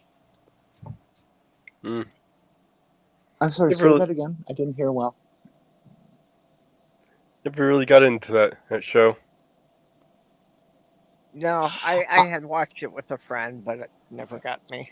I was not like an addicted fan or anything like that, but when the character of Ziva David came in, I absolutely fell in love with that character. She was a Mossad agent on loan to NCIS as an agent, and I came up with a bumper sticker that says "Don't fuck with Ziva. Just don't fuck with Ziva." She could wipe out anybody, anytime, anywhere. She was just the toughest woman I've ever seen on TV. She was just enjoying to watch. She's very smart. I've got to figure out a way to go to watch the new Superman movie. Have you heard any reviews? I've heard mixed reviews. Right-wingers saying it's woke.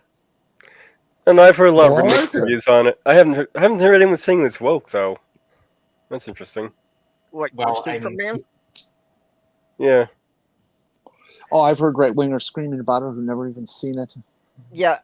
Well, I heard they're screaming about it being woke, and I saw somebody pointing out that they're screaming about being woke for the wrong reasons.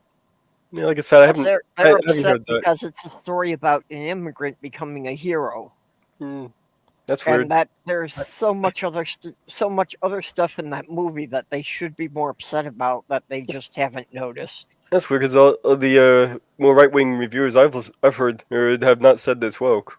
Who have seen it. Yeah, I don't think any of them have seen it. But a lot of them are upset because it's pro-positive immigrant representation. It's like, dude, have you ever read a Superman comic? Yep.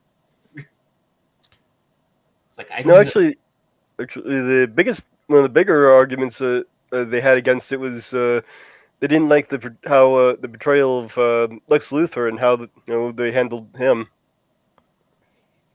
as a greedy billionaire. More on how he managed to keep screwing over her Superman throughout the entire movie. It was. Wait, what? He's the bad guy. It's just how they went about it is apparently the issue. Not so much that they did it. It's a little complicated, apparently.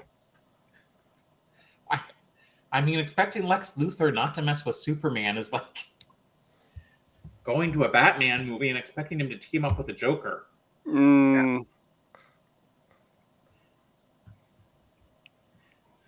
Especially when the movie is only going to be about Batman and the Joker. Though I have heard a lot of them saying that they love it too. So I've started to hear rumors that they're going to be doing another Lego movie. That it is supposed to be some comedy thing. They're not even sure at this point how much of it's going to be live action and how much of it's going to be minifigures. So did anyone see that someone at the Library of Congress removed the habeas corpus portions of the Constitution? They're trying that. The Republican juggernaut pretty much views every amendment in the Constitution from the 14th on to be null and void, and against the originality of the Constitution, against the Constitution, which is ridiculous if you read anything that James Madison ever wrote. Yeah, but I was going to say habeas corpus isn't even one of the amendments, if I'm not mistaken. No, it's the Bill of Rights. It's the original. No, and the Bill of Rights is the first 10 amendments. Oh, I'm sorry. Article 1, articles, the original articles. Yeah, from the original Articles of Confederation. No, one of the the Articles of Confederation are not the Constitution either. And if that occurs, I want to put together my own little personal police force and go arrest some of these Republicans, saying, "Sorry, you don't have any right to anything. Habeas corpus is dead, so we're just going to take you into custody." Yeah, Purple. The body of the Constitution is split up into articles. Mm-hmm. Well, the Bill of Rights is part of the Constitution, but Yes, it was what was added on after the original articles were passed. Habeas corpus is not in the Bill of Rights; it's in the original Constitution. Right.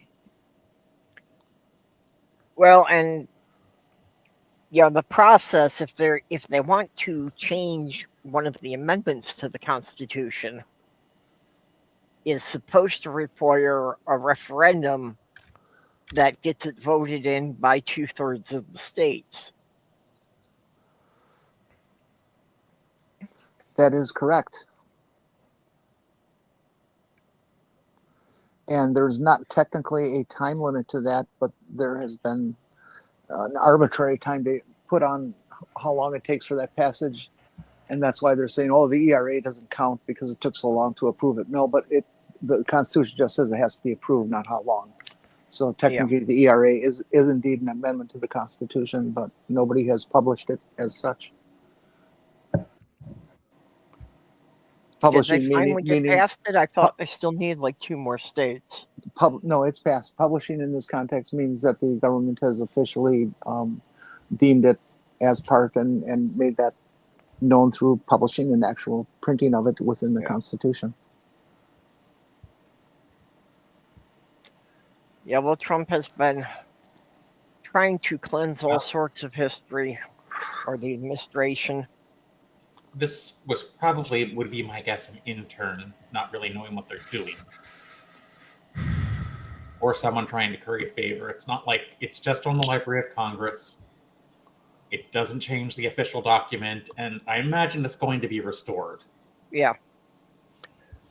But like the Smithsonian Museum had an exhibit about impeachment, and they have been pressured to remove Donald Trump's name from that exhibit. Well, I've heard they're bringing it back, mostly because of the problems with the plaque. But well, and likewise, there have been, things at several national parks that, spoke more sympathetically about the people who had lived in the area before the Europeans came, and they've been trying to erase all of those for being anti-American. Because they're talking about us having stolen land from people who lived here for thousands of years. Well, there's only really one state that even paid for the land, and even then it wasn't fair. So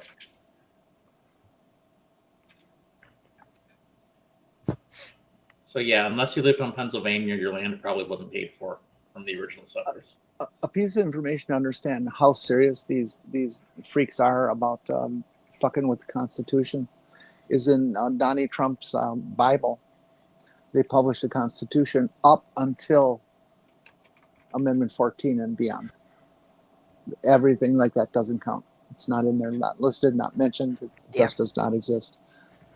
And of course, that's the Equal Protection Act or amendment that pretty much guarantees us all equal protection under the law, which they want to take away so that they can pick on whoever they want. Yeah, well, and it was the Voting Rights Act that basically said they can't discriminate against black people voting. Yeah, the 14th covers many different topics.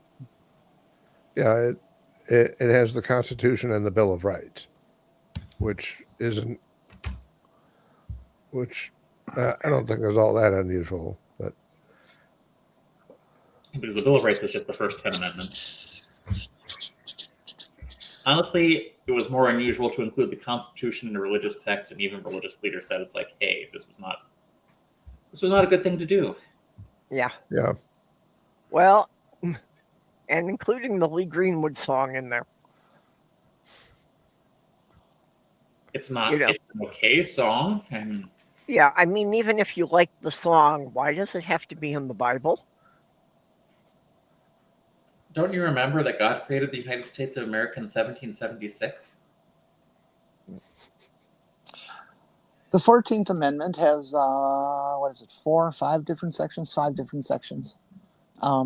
Starting with all persons born or naturalized, that birthright thing that they like to say is not real. Representatives shall be apportioned by the number of states according to their respective numbers, which of course nobody pays attention to anymore. Because if we did start apportioning according to the original numbers that were used, there wouldn't be any Republican districts in the nation. Section 3, no person or senator or representative can hold any office, military in the United States or anything, having previously taken an oath as a member of Congress. So that was about the Civil War, not letting those Confederates rule us, and the validity of public debt in the states includes debts, and basically they can tax us and all that kind of stuff. And this last section is that Congress can make laws to enforce everything in this article. Oh, yes, and another threat that they're making is that in any state that does not basically make a pledge of loyalty to supporting Israel, they're not going to give any federal funds to.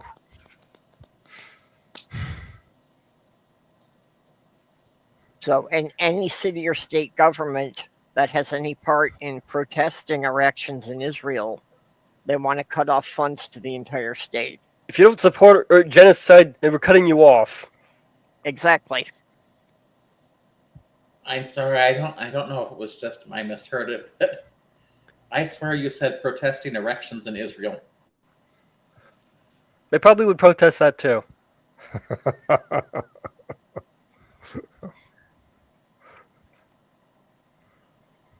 I wouldn't be surprised if Trump cut that off, since he probably can't have any anymore.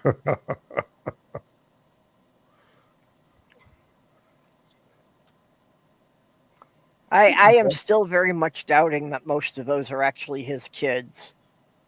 They may have been his wife's kids at the time, but I really don't think that he was involved in the majority of them being conceived.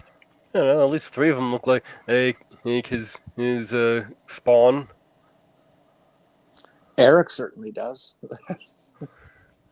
Baron, I suspect is... Beavis and Butthead certainly do. Baron's starting to kind of look like him.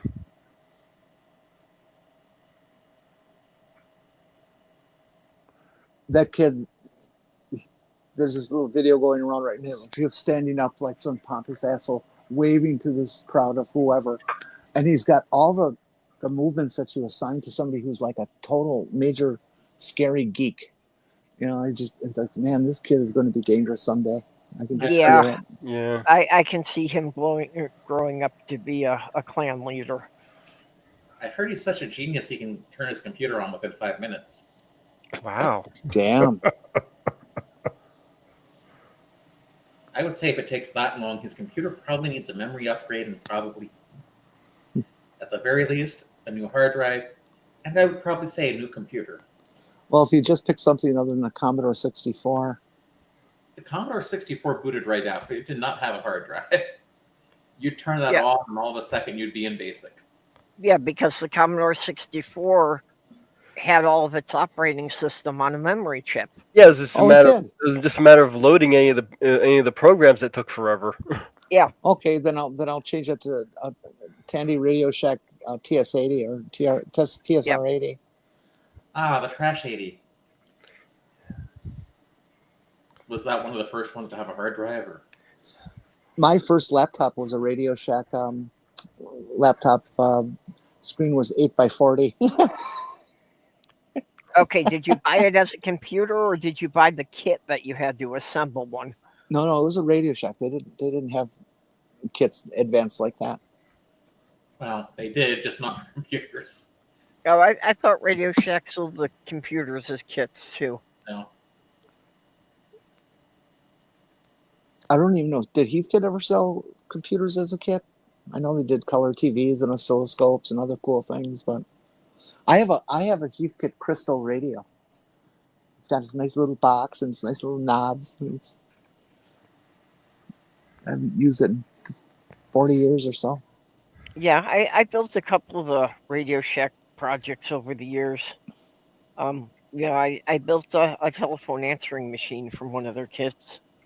If any of you guys out there in the chat have kids who are young, getting towards the 7, 8, 9, 10-year-old areas, and they're able to start using their hands with more delicate measure, get them to build a crystal radio, to take these pieces of wire and these clips and connectors and this little chunk of germanium or old blue razor blade, and put it together, and suddenly you have sound that comes out of the thin air, and most kids are just in awe when they see that happen. I did that with my nieces, and they just couldn't believe it. They just, how can this be? Well, these days the kids will just think it's the Wi-Fi. Well, Wi-Fi does use radio signals, but Yeah. Well, with Wi-Fi and cell phones, the sound coming out of thin air isn't really gonna. The idea behind it is to have your hands-on experience, and to realize that these random parts that look like nothing, even when they're assembled, actually can produce radio broadcasts. Yep. Or receive, not produce. I do miss that about Radio Shack, though, those little kits. You can find a lot of similar kits if you go into stores like Michael's. Michael's, please come to this area and take over Hobby Lobby, please. Michael's is now our only surviving craft store. We only and I still, the economy may have had something to do with it, but I still think that the 3 craft stores going out of business in the last year have been because of lack of demand since Sloth Girl's gone. Are you speaking of Joann's Fabric, for example? Joann's was one of them. Yeah, well, don't blame demand, blame. I know you're just making a joke there. Yeah. But the reason that Joann's and many others have gone down is because of private equity investment. Yeah, I know Joann's got bought out by some other company. Yeah, they buy a company, they go and trash all the assets for their profit, and then they show that there's too much cost for versus income, and they shut it down. Whoa, it's not profitable. Yeah. Yeah, because if a store is only making 20% profit, that's just not worth keeping it running. That's what happened to Red Lobster too. It was private equity assault. Yep. Takeovers. We still have a Red Lobster here, though. It's just, pardon? We still have a Red Lobster here, though. Right. The people moved in and saved it by overtaking the private equity attempts at destroying it. In Red Lobster's case, what they did is a lot of Red Lobsters are located in malls. They don't own the land; they just rent the space, and those are mostly the ones that survive. The ones that are on private land, they sold the land right out from under the restaurant. The restaurant still was there and operated, but now their rent payment was so expensive it put them out of business. Okay, yeah, I had wondered because I had heard all about that, about them, declaring a bankruptcy. But yeah, the one near us is still operating. Yeah, we still have a Red Lobster here too. Only operating until their lease ran out, or if they were going to be gone by the end of the year or something. I just want a Popeyes. Come on, bring up Popeyes around here. I miss that red beans and rice. We got a Popeyes here just a couple of years ago. Oh, I'm jealous. Was the first time I'd ever tried it. I mean, two KFCs. I'm not a big fan of Popeye's chicken. I mean, it's perfectly edible, but the red beans and rice, I will die for. It's okay. Just, I won't say much about the sides, but yeah, I thought the Kentucky Fried Chicken was better. Back home in Milwaukee, we had a Church's fried chicken and a Popeyes directly across the street. And I used to go to Popeyes and get the red beans and rice, and then go over to Church's and get the chicken. But red beans and rice and their biscuits, oh, fucking heaven! So you gotta try it. Used to have a KFC around here. Now all I have is a Chick-fil-A. Oh, we have a Chick-fil-A here too. I tried Chick-fil-A once, even though it was politically stupid. It just tasted like metallic. That's all I could taste out of the chicken was this metallic taste. Ugh. I mean, it's okay, but it's not. And our local Chick-fil-A is, as far as I know, owned by a lesbian couple. You know, a perp who really has very, very decent fried chicken is Quick Trip. Oh yeah, yeah. Quick Trip is right up there, with most of the fast food. I mean, it's definitely better than McDonald's, and yeah, the chicken is good. So, why is Casey's famous for pizza? What's that? I don't even know who Casey. Oh, Casey. Yeah, I didn't know they were. When I moved here, there was a chain called Casey's, and they said that they were famous for pizza. Now, for convenience store pizza, it's actually pretty high quality. It's like, you think if they were that famous, I would have heard of them. Yeah, well, they are known for just the pick up and go pizzas.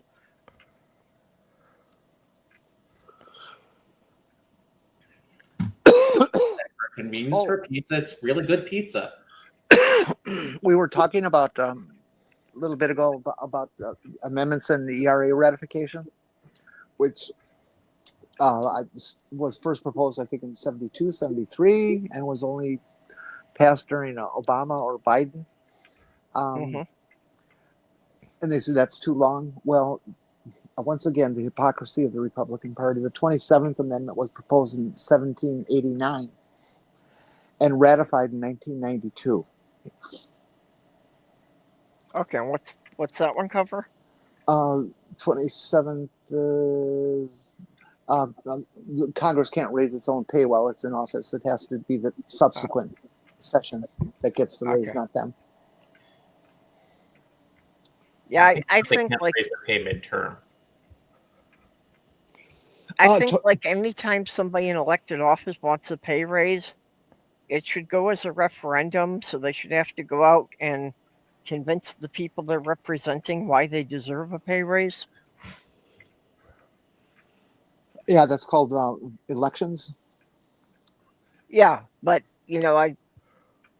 I think that could become a major factor that could wind up with a lot of politicians not staying in their seat for so long. Personally, I advocate for higher pay for representatives and politicians in general, because otherwise, the only people that are financially able to commit to an office like that would be people who are already wealthy. Your Congress people are well over 150K a year. Yeah. That's way over the national average of pay. But they also have to maintain two households, one in their home state and one in DC. A lot of them in DC will be roommates. Keep those costs down. They don't necessarily buy a property. Some may, who are rich. Yeah, well, but AOC doesn't own property in two places. I promise you that. For most of the people in Congress, they really don't care about their pay because they get so much more just, bribes from lobbyists. Oh, yeah. Marjorie Taylor Greene came into office with a pittance for personal value, and now she's over a couple of million. Yeah. Because she buys and trades with insider trading information, which everybody wants to have banned, but nobody will actually vote for it.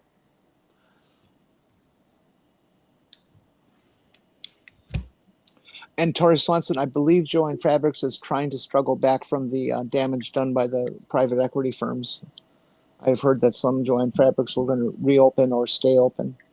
Oh, will they? We'll see. Yeah, the one here is already being turned into a Spirit of Halloween. I was surprised that Big Lots had such a huge store closing. I wondered if that was just from expanding too fast. I mean, they just exploded, and their product section was awful crappy. I mean, real third tier quality stuff. Well, Big Lots just As far as I know, Big Lots pretty much fulfilled the same retail niche. Does anyone remember a department store chain called Ames? Yes. I'm sorry, who? So yeah, pretty much filled the same niche Ames did when Ames was around. Ames, AMES? Yeah. I haven't heard of them. Yeah, I'm not familiar with names, but yeah, Big Lots was basically a liquidator. You know, that anyone who had unsold stock that they could get cheap, it's why they never had like a steady selection of anything. And there's also a smaller chain called Ollie's that is one of their fierce competitors. Actually, I thought Ollie's and Big Lots were owned by the same company. They might be, but they're still in competition. Yeah. I mean, we still have a Big Lots here because only one of them closed. Can you really call it competition when you're up against yourself? Well, Aldi's and Trader Joe's are owned by two brothers. Yeah, well, like the thing, like with Ollie's and Big Lots, if they're owned by the same company, it's competition in the sense of a sibling rivalry then. Yeah. It's like in this area, there was a company, Mills Fleet Farm, and the brother separated away, and now he has Blaine's Farm and Fleet. My favorite thing about all these is like a lot of them are now like buying up land near a Walmart. Yeah. That Walmart doesn't own. Just to be near a Walmart. Yeah, Jenny, I was wondering about that, where Farm and Fleet popped up from. I believe they were originally a Wisconsin company, and I mean, they separated, 40, 50, 60 years ago. Oh, that long ago. Right, so, Oh yeah, they've been around for a long time. But and their product selection is virtually identical. Yeah, both I stores. noticed that they were just a Fleet Farm knockoff, and I was wondering where they'd come from. Right. Oh. Speaking of things from Wisconsin, can someone from there like get Culver's to, I don't know, improve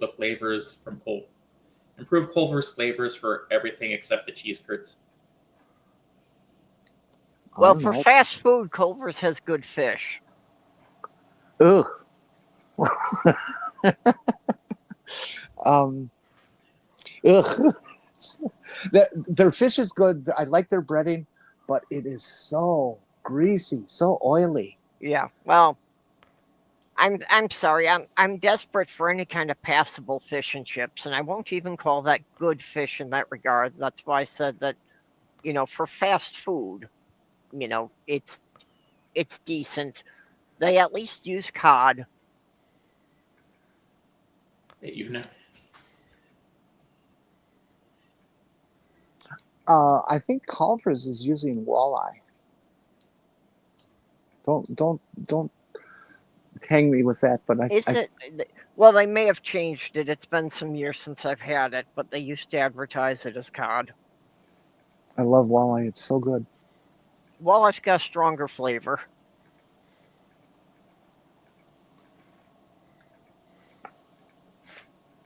Yeah, but it's just I miss Arthur Treacher's. I miss anything that is at least somewhat like the actual British fish and chips. And I only know one place to get it, but I have to drive into the cities for that. And it's like, yeah, it's kind of hard to justify an hour and a half drive each way just to get lunch. I once drove all the way from here to Eau Claire, which is about 90 miles, just so I could get a cousin sandwich. They're a sub company from Milwaukee. I'm sorry, Jinzu, but apparently you don't have like a local soft serve place nearby you, or you wouldn't be saying that. I mean, it's passable, but Culver's ice cream isn't that good. Culver's isn't ice cream; it's custard. Yeah, and I've never understood their marketing it as a concrete mixer. I'm sorry, that's just not appetizing. Yeah, I've questioned that one too.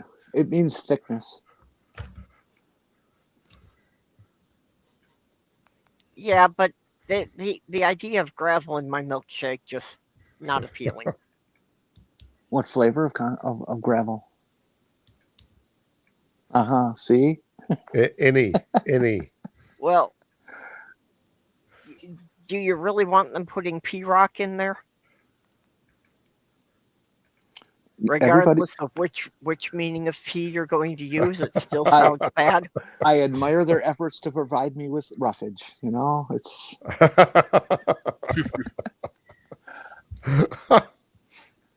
Listen, their cheese curds are passable, though. Okay. They can keep those. No. Their cheese curds may be passable in Indiana, but not for Wisconsin or Minnesota. We have a higher standard of cheese curds up here. cheese curds are required to squeak when you bite them.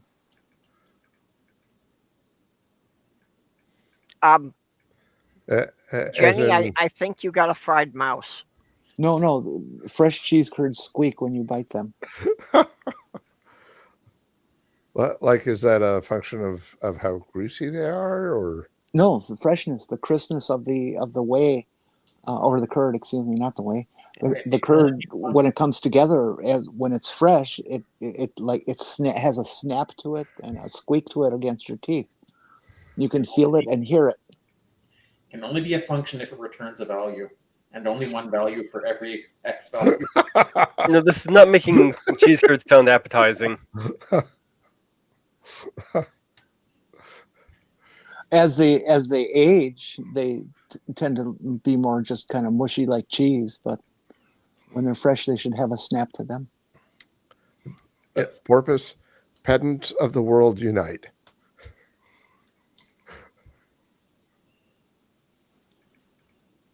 Okay, I gotta hang up my microphone for a few minutes. I'll be right back. We had gone too long without a math joke. Oh, good. Let's go. She just gave one. Oh, I'm sorry. I missed it. Could you say it again?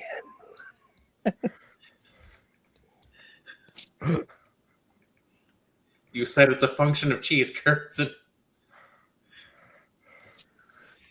Honestly, I don't think I want most of my food to squeak when I bite into it. Yeah, same here. It's a friction-based squeak, not a vocalization. Either way.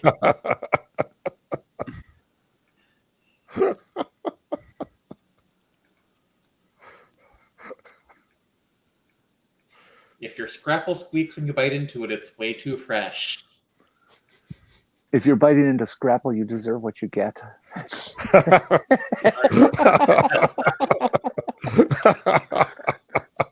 There's a reason the base word is scrap. Have you ever had it? Yes.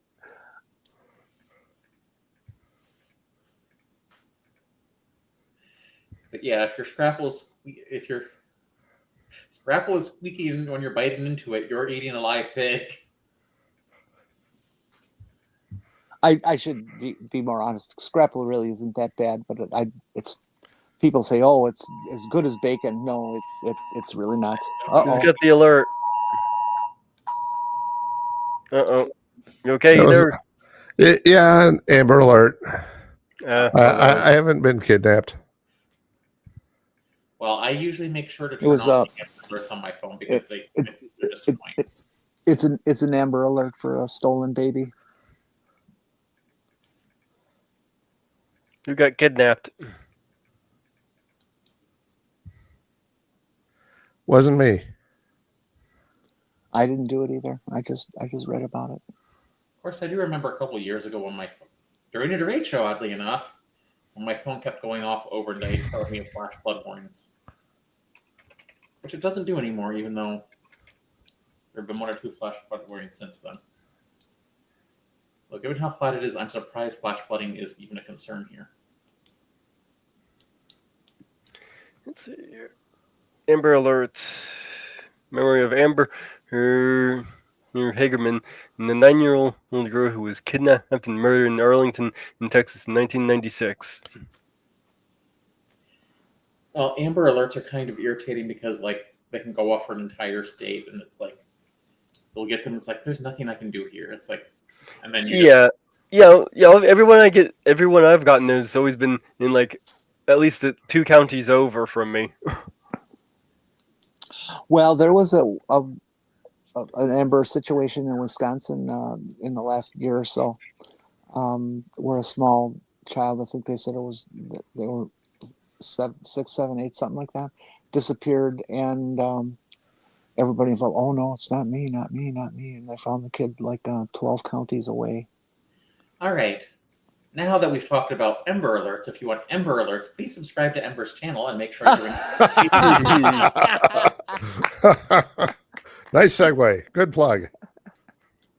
I don't think Ember's still in chat, but it's just. Lake Michigan beach sand isn't in Alberta.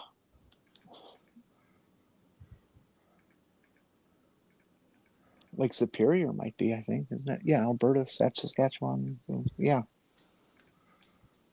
Wait, isn't Michigan the only one of the Great Lakes that's contained entirely in the United States? That is correct. Although Yes. some people consider Michigan and Huron to be one body of water. But why would they name them different? So I'm stuck with separate.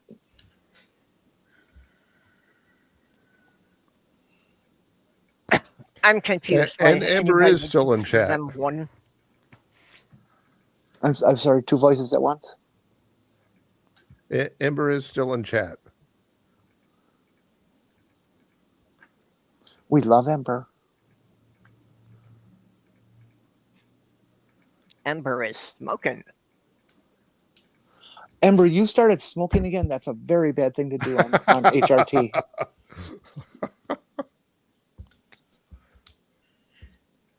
Yeah, Amber, you need to use more lube. I heard that they're going to do a remake of the Beverly Hillbillies.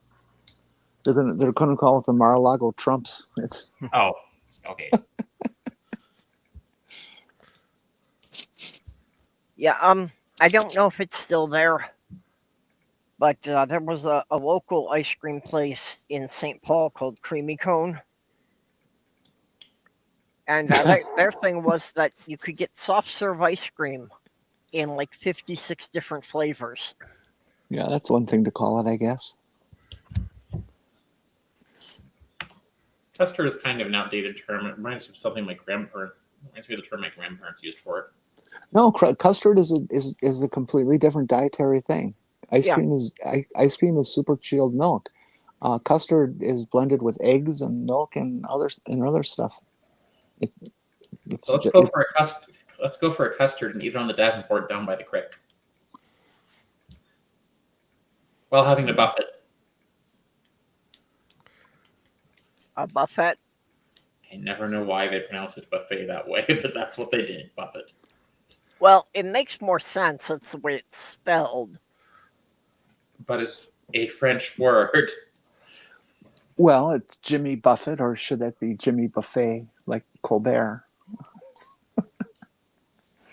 There used to be a restaurant in my neck of the woods.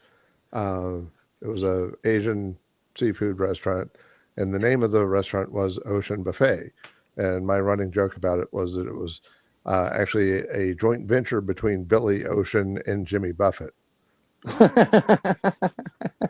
Rock and roll food. Didn't Jimmy Buffett used to have like a small chain called Hamburger in Paradise?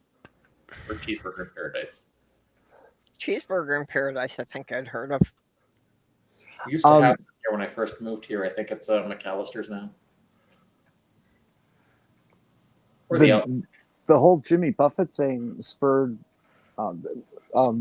Mage can probably attest to this. A whole movement in Florida of communities that are retirees only communities that are all set up to capture the Jimmy Buffett experience of wasting away in Margaritaville with really Certainly expensive not the places worst to way live. go. Sorry. Yeah, unimportant. Searching. What I was saying is unimportant. I heard the great places to live, except you can never find any salt shakers. Yeah, that was terrible. No, Well, but there were then a it lot would of be a safe- But there were a lot of shakers of salt. It would make it a safe place for slugs. Yeah, huge slug problem there. Do you have a slug problem in your area, Mage? No, actually, I don't.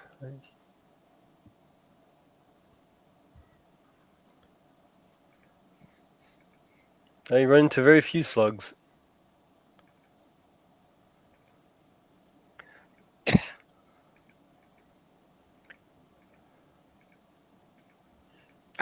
And Ember, Are you illegal? yeah, you should email us or DM us a list of semi-illegal substances. Wait, semi-illegal? I mean, something's either legal or it's not. I don't know. There's a halfway point there. Well, okay, Ember? marijuana is illegal in Minnesota and in Michigan. However, if you try to mail it from Minnesota to Michigan, it's then a federal offense. There are advertisers on Twitter who are advertising cannabis products, and they say that they can ship anywhere. Now, I wonder how they get away with that, because if it goes through the post office, that's what makes it a federal offense. Well, I don't know. So, Oh. well, In yeah. Indiana, you can sell CBD oil as long as it doesn't have THC. There's a place in Rochester that does the mailing like that. Well, that would still technically make them illegal. Never mind.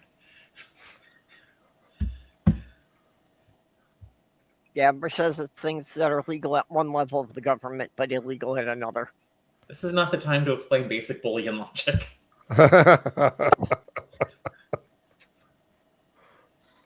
That's because you're trying to apply logic to state and federal governments.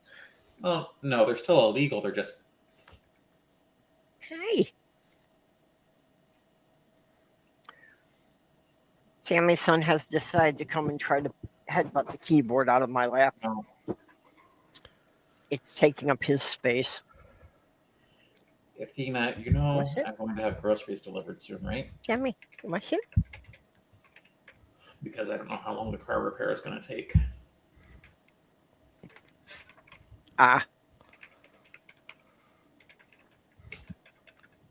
I don't expect it to be a quick repair, though, so... Nor do they seem to be in a hurry to get to it.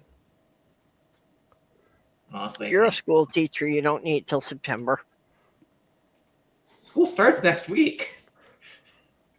Does it really? Yes. Ooh. Yeah, in Georgia, school has already started. Oh, well, they need all the education they can get in Georgia. True that. I'm always used to school starting after Labor Day. Yeah, that's the way it was up here in Been that way Milwaukee. for a long time. Yeah, that's the way it was in Illinois. That's the way it was in Michigan. Yeah, it hasn't been that way for a long time. Hmm. Because that ended when I went back. They ended that in Pennsylvania when I was in high school.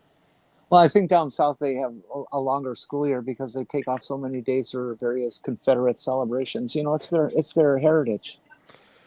Yeah. Well, and the requirement for federal funding is the school has to have something like at least 80% of the students in the building for at least 185 days. Athena, what are you doing? Well, that's over with. There is no federal funding anymore. Yep. No Department of Education. We don't need to educate those kids. They're better slaves if we don't. Yeah, well, you don't want to educate them. If you educate them, they might actually, know what they're voting on. Yeah, well, that's why they like the uneducated. Well, why educate them when you can have them watch WWE instead? Oh God. God, what an idiot. Back All-Star Wrestling or whatever it was called back when we were kids, we knew at 8 years old that it was bogus bullshit. How can they have millions of fans? I just don't get this. Yeah. Yeah, the professional wrestling was a soap opera for men. Effectively, yes. Well, I would prefer the term man-child, but Yeah, but I mean, it was all the same storylines, all the same drama, all the same, somebody stealing somebody's lover, and it was all the same storylines as you found in the soap operas. It's a tool of homoeroticism for cis white men. Hey, as much as you may hate to admit it, there are a lot of like middle-aged women who like professional wrestling too, and not for the pageantry. Yep. And speaking of WWE, there have been a few of those events recently where Trump has been booed. I'd have to see that, but that would be nice news. Yeah. Yeah, I'll share a link with you. No, Yeah, no, don't. I really don't care well enough. I actually. Oh, knew, I'd have to see that. Well, don't show me. Huh? No, it's I something knew that a- I would a pay girl- attention to if I came across it, but it's not something I wish to seek out or lift a finger to double click on. I knew a woman who was a ring girl, back 20 some years ago. That she played the girlfriend of one of the pro wrestlers. That was actually one of the things I missed on my interview on Hulk Hogan. He was the union buster or a scab. Yep. Oh well, he just died. You shouldn't say those kinds of things. And why not? I'm not going to honor some fucking goddamn fascist. He's Yeah, a prick. I'm giving the guy warts and all. Yep. Well, and that's what I said. Even when my fiance died, that I don't want the memories to be sanitized. I want to keep them authentic. That there were times we argued. There were things that were very difficult for us to get through. But I don't want it to seem like it was all happiness and rainbows all the time.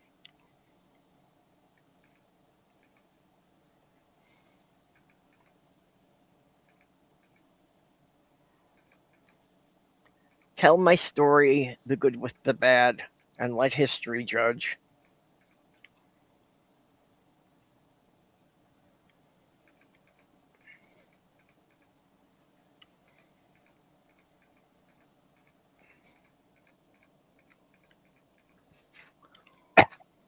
Click, click, click, click, click.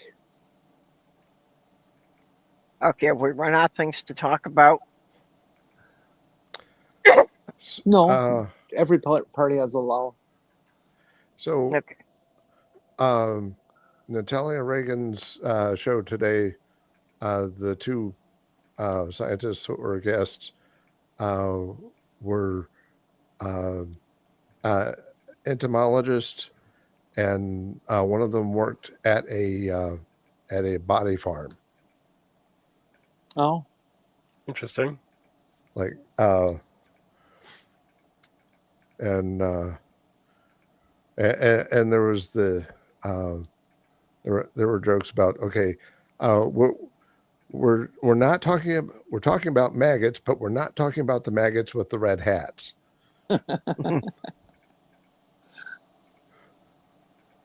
Ugh, maggots. Yeah.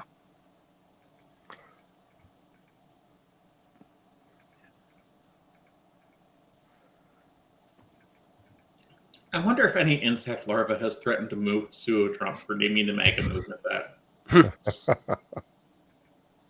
Maggots can be very tasty. I understand if you fry them and stuff like. I've never had one. I never will try one, but yeah, they talked about that. They talked about eating maggots and other larvae. Well, and I know they've often been pushed as, being a very good protein source for vegetarians. Yeah, and they talked about how the ick factor with that seems to be culturally conditioned, not something that's baked into our biology. Yeah. I know in other cultures they do eat them and don't think much of it. I've eaten crickets before. Well, so have I, but not intentionally. I did intentionally. There were salt and vinegar crickets. Pretty good. Kind of a nutty flavor. I ate a cricket once, but then she and I broke up.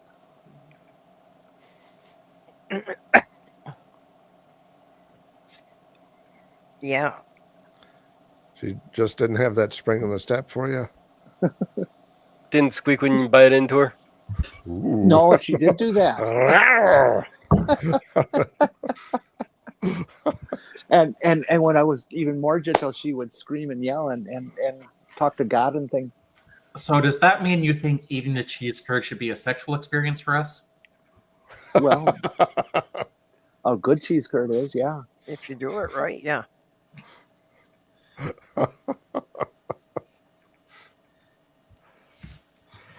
Yeah, no thanks.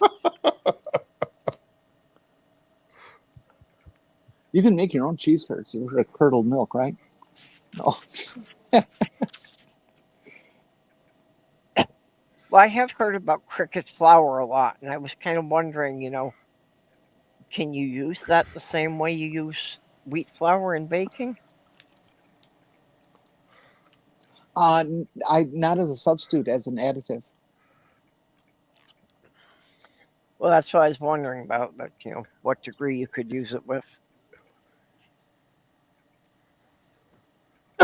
More like how you make potato bread. You use the potatoes as an additive. When I was in junior high school, one of the students brought in chocolate-covered grasshoppers and passed them around. I chose not, but people were actually eating them, crunchy little fuckers. That would be pretty. That'd be pretty good. Well, I always was afraid that the legs would get stuck in my teeth, They don't get stuck. They look funny for the day. They crunch up pretty well. I'm more concerned with the idea that, creatures that small, you couldn't really clean them. So aren't you just eating all their intestines in there with them? And whatever was inside their intestines at the time? Well, yeah. You've never had sausage, have you? I've had sausage, but sausage usually does not have literal shit in it. They clean the intestines out. How do you know? Well, because I've made sausage myself. You have made rather, sausage. I've helped my uncle make it.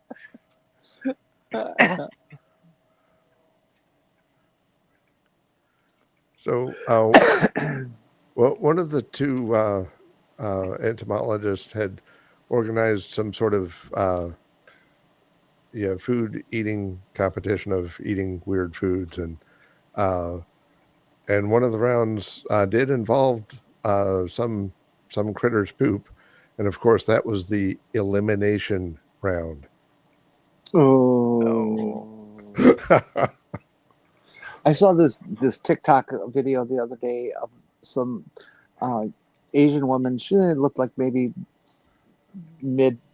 early mid 30s, and didn't look particularly tall or big or anything like that. Was not portly or anything like that. Just an average looking person. And she was in a situation at a restaurant where they gave her 45 minutes to eat all of this food. And I mean, the plate of fried rice, okay, literally mounded by like 5-6 inches. It was just a huge plate. And then there was a steak involved and a bunch of wonton and just a shitload of food. I couldn't even imagine eating one plate of what she was eating, and she consumed the whole fucking thing. So how do you do that? These hot dog eaters and stuff like that. I just don't get that. You stretch your stomach out. Yeah, the people that do all of that are generally tall, lanky people, not big fat boys. Was it Jimmy Chestnut or something like that, or Joey Chestnut? Joey Chestnut. At least they eat good hot dogs. They eat Nathan's. Those are very good quality hot dogs. Oh, by the way, since we are on hot dogs, do not ever is an opinion. Do not ever buy and try to consume ballpark franks. Oh, I don't like Oh my! ballparks. It was the only thing that the store I happened to be at had anymore and I bought some, and I had a couple yesterday. Good God, are they awful? Yeah. For some reason, they have some really weird aftertaste to me. They tasted sour. They're another one of those brands that, 10, 15 years ago they were good, but I would not buy them today. Yeah, the ones I usually get are either Nathan's or Hebrew National. Mm-hmm. Yeah. Vienna Red Hots is the brand out of Chicago. They make their hot dogs out of nothing but the beef brisket. And those are really, really good hot dogs. Well, but these ballpark franks, they advertise, oh, well, they plump when you cook them. Well, I don't boil hot dogs. I throw them in the broiler. And they don't just plump when you cook them. They fucking self-destruct, and they break down into pieces like ceramic tile or something. It's just like, and then I microwave mine. Yeah, I've done that too, but none of my other sausage type things do that. Only ballpark franks. The rest just char for me. I love char sausages. Yeah, it is good when you can char them. Well, I have quit buying hot dogs altogether for the same thing, that it's like decent hot dogs now cost $8 a pound. And this was supposed to be the cheap food that you bought when you couldn't afford regular meat. Yeah, well, that you can't just eat that meat anymore. Yeah, but I really crave a really thick piece of meat. No comment.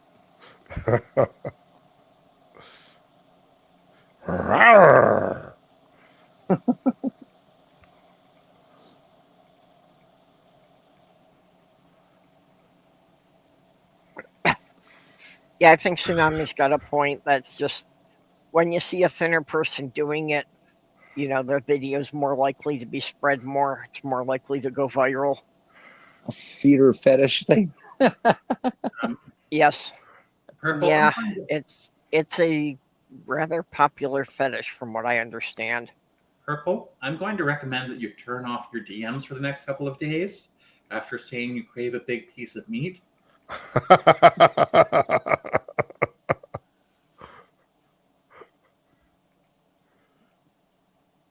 It can't be any worse than some of them I've already gotten. I got an email from a guy, somebody I had never heard of, emailed me wanting to buy my panties. So, how many did you sell? And why not?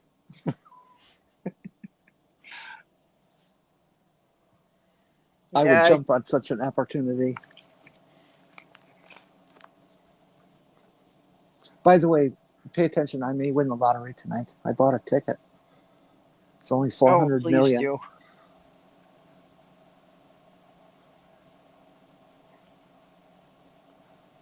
So it's not enough to buy you a seat in Congress, huh? No, well, actually, if I could go to Congress, I would. Because I would want to get in with all these guys and then expose every one of the motherfuckers. One of these days I do want to go and do the expected outcomes on instant lottery ticket games and see if they actually can turn a profit on any of them. Because the statisticians didn't do a good job. But I would have to be able to find the odds on each of their prizes. Well, that's published online. And then do math. Well, sometimes not. Sometimes the overall odds are printed and not the odds for each particular prize tier. I understood that there was a group of guys, math freaks, I presume, which is not a negative judgment, just an observation and a title, who figured out with the big lottos, if you buy a certain number of tickets, you put the odds in your favor to the point where you have a very strong likelihood of winning the big Powerball. Oh yeah, you can do it. I mean, it was like well over 100,000 tickets or something like that. Yeah, So who's got that kind of change? Yeah, you can do it. What I'm suggesting is there may be a way to turn a profit if they did the mapping correctly. You have to go through and do expected outcomes, which is bring notes like after so many plays, what is the expected outcome here? Do they expect to gain money or do they expect to lose money? And it should be that they expect you to lose money if they did it correctly. Yeah. Unless Trump is sponsoring it, because he can make anything go bankrupt. Well, if Donald Trump is going to give us 1,500% discounts, I'm all for that. And he keeps repeating that too. I love that people keep saying it's mathematically impossible. No, it's mathematically possible. Price is just a number. Yeah, it just involves Negative Something numbers. But anything over 100% on a discount is not a way to run a business. Yep. Well, I think it would be great because I'm sure that some of my medicines without the insurance would be a couple $100 a month. So if they're going to give me 1,000% discount on those. Well, I would definitely buy a bunch of Trump products if he started selling things at over 100% discount. Yeah, if he wants to give me a 200% discount on like his watch, sign me up. Oh, I heard this East Indian reporter, just a brilliant woman, do this editorial. It was about a 6-minute editorial on Donald Trump and the Nobel Peace Prize. And she went down this list of, look, if this guy gets a Nobel Peace Prize, he's going to turn it into a commodity. He's going to sell copies. He's going to let you take photographs of him with the Peace Prize for $500 a pop. She just went down this whole list of insulting things about that monkey. No, I shouldn't call him monkey. Monkeys are cool. About that slug. Cheetah face shit gibbon. Ooh, I like that. Yeah, that's one of my favorites. Though currently I've been just calling him the orange shit stain on America. My favorite that I made up is the giant orange pustule, which is GOP, of course. And I even made this little background for memes that is a close up of an orange peel, so that you don't see the orange, just the color and the texture. And I use that for all the anti-Republican things. We all know the Scots have had the best insults for Trumps. Yeah, I'm pretty sure Cheetah face shit gibbon came from the Scots. The people in the UK are spectacular at insults.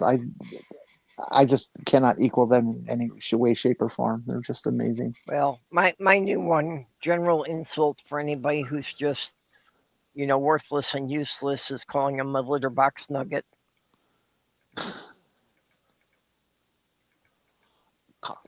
I'm in love with sot lately. Yeah, they're the little marble-sized pieces that I scoop out of the litter box. Well, I mean, I've been referring to as diehard supporters as Trumpster fires for a while now. Somebody put together a meme and said, Jeffrey Epstein's dead. Let's call them what they deserve to be. They're the Trump files. Yeah. But taco still bothers him, so I use that.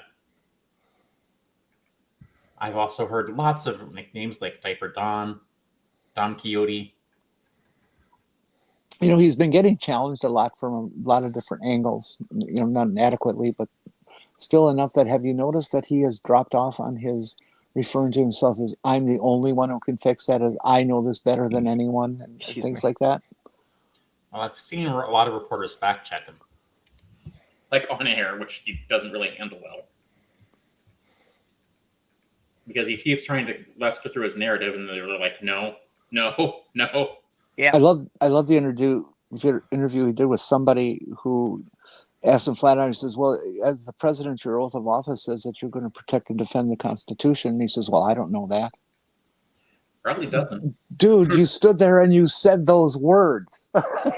Yeah. It's quite possible. Them, but did he hear them? It's quite possible he honestly doesn't know. And for once, he actually could be honest about that. A true tragedy. It's the first time in my life, I remember when we elected the first president that I was older than they were, which was Obama. But now we have a president who is back to older than me, but not as smart as my fourth grader. It's, No, that explains the 1,000% discount on that is fourth grade math. yeah. I wonder if he can do fractions. Could really confuse him. It's in the metric ruler.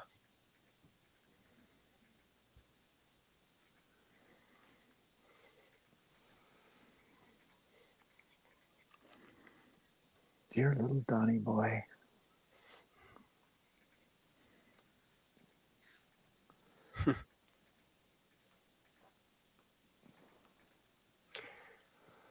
Another lull.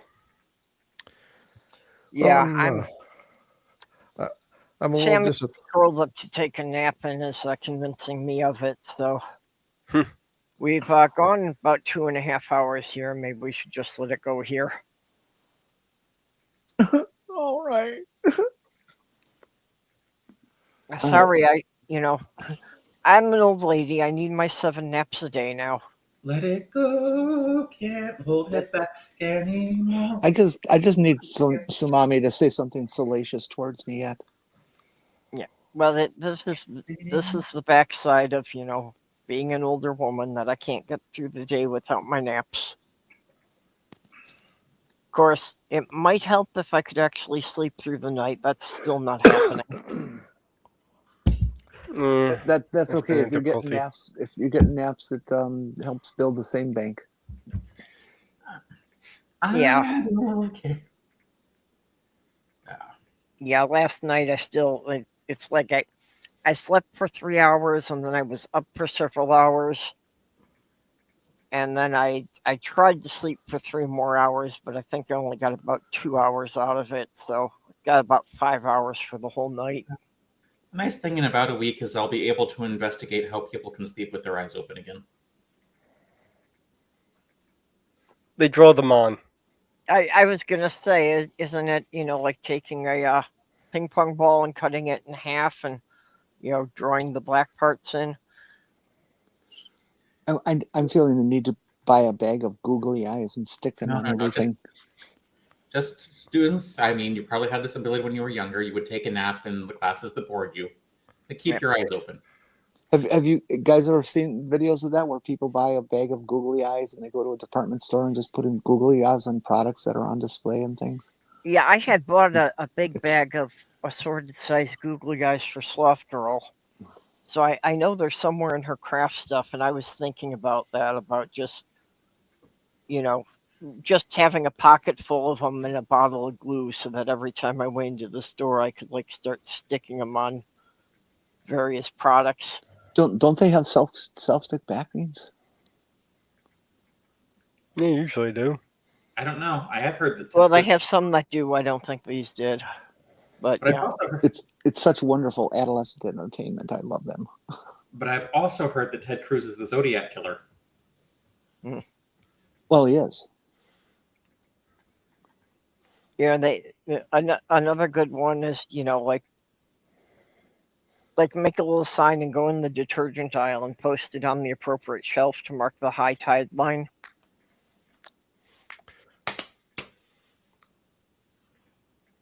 We got shops around here that have high water lines marked from the flood of 2017 when Rushford, the entire town was inundated.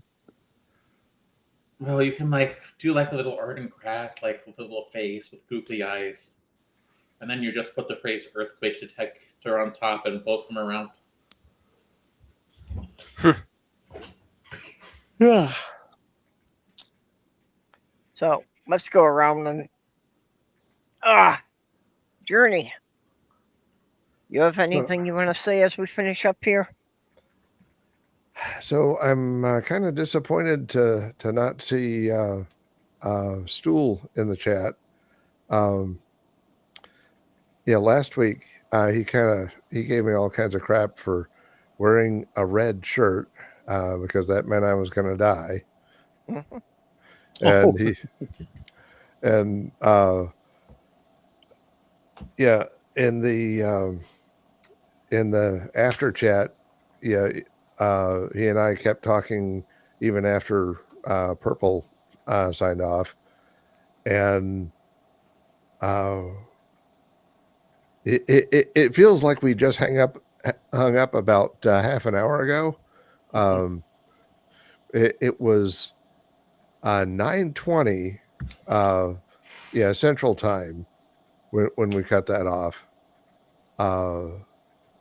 which was like 3 or 4 hours after the stream ended. Wow. Well, Tool is kind of like a brain tumor. No matter what you do, they're still there. But anyways, during that part of the conversation, he basically gave me a direct order to not wear a red shirt, on the next stream. So, of course, being the meek, mild, compliant, obedient fellow that I am, I was like, I'm picking out a specific red shirt. I can't read it. What does it say? Let me stand up.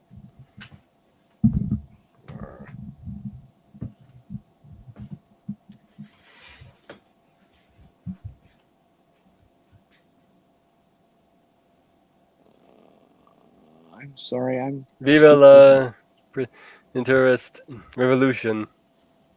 Yeah, it's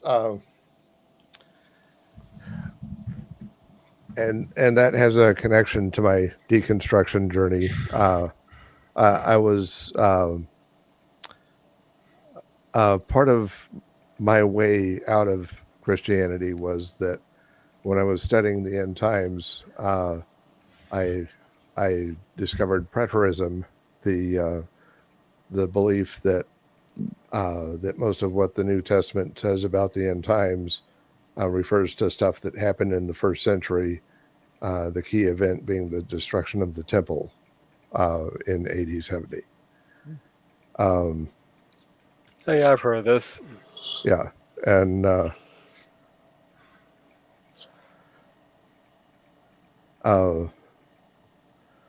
and the way that plays into my deconstruction was, in studying that, I realized, okay, there's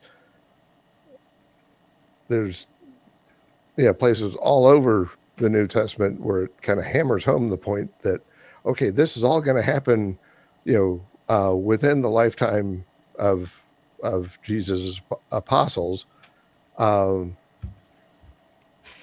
And there's like laundry lists of New Testament verses that say that,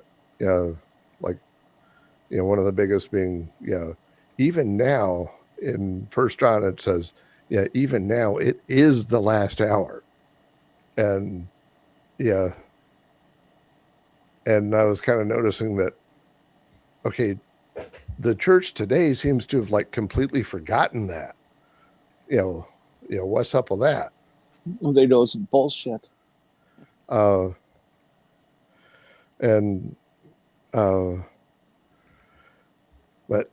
anyways, he told me not to wear a red shirt. I was like, well, there's a specific, if there were a red shirt that I would specifically pick out to wear on a live stream, this would be the one. So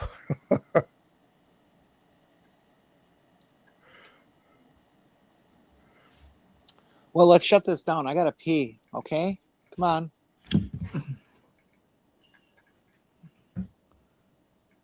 Perp, you there? Or did we end already? No, we're still coming. No, we're still here. We're still live. Okay, Jenny, did you have any final words you wanted? Yeah, I gotta pee. Okay, do you want a carrot with that? Do I want to what? I'm sorry. You want a carrot with your peas? No, it's not the kind of consumable peas. Well, unless you go on the you're right really website. special, maybe. No. Sure, it's Okay, consumable, Porpoise, but what that have you doesn't got coming up? Friday nights, I'll probably be doing it again tonight, although this is the last week I may be a regular for a while because I go back to work next week. Oh, I have that's- managed to hit 1,000 followers on Clapper. If you want to follow me over there, if you have the app, just download Clapper. Unfortunately, I can't do TikTok and YouTube. I have to be more careful because I know they will find it. It's at Mad Computer Scientist. And be excellent to each other. So long, and thanks for all the fish. Okay. oh. Mage, how about you? Is your garden recovering? What are you doing on your medium using? Oh, my garden is looking like crap right now, unfortunately. But with the rains, it's starting to come back a little bit. I just need to get a lot of weeding done. It's with the Mage's Media Musings, I'll be doing my Sunday show. Oh, and I'm working on a couple of parody songs, which may get me in trouble with YouTube with one of them, but I'm going to do it anyway. I don't think you should get in trouble for it. I've seen a number of women on YouTube with parodies, and they let them go right by. I don't get it, nor do I want to. Okay, A yep. pair well, of D cups. I don't have anything else going on other than I'll be right back here next week at the same time.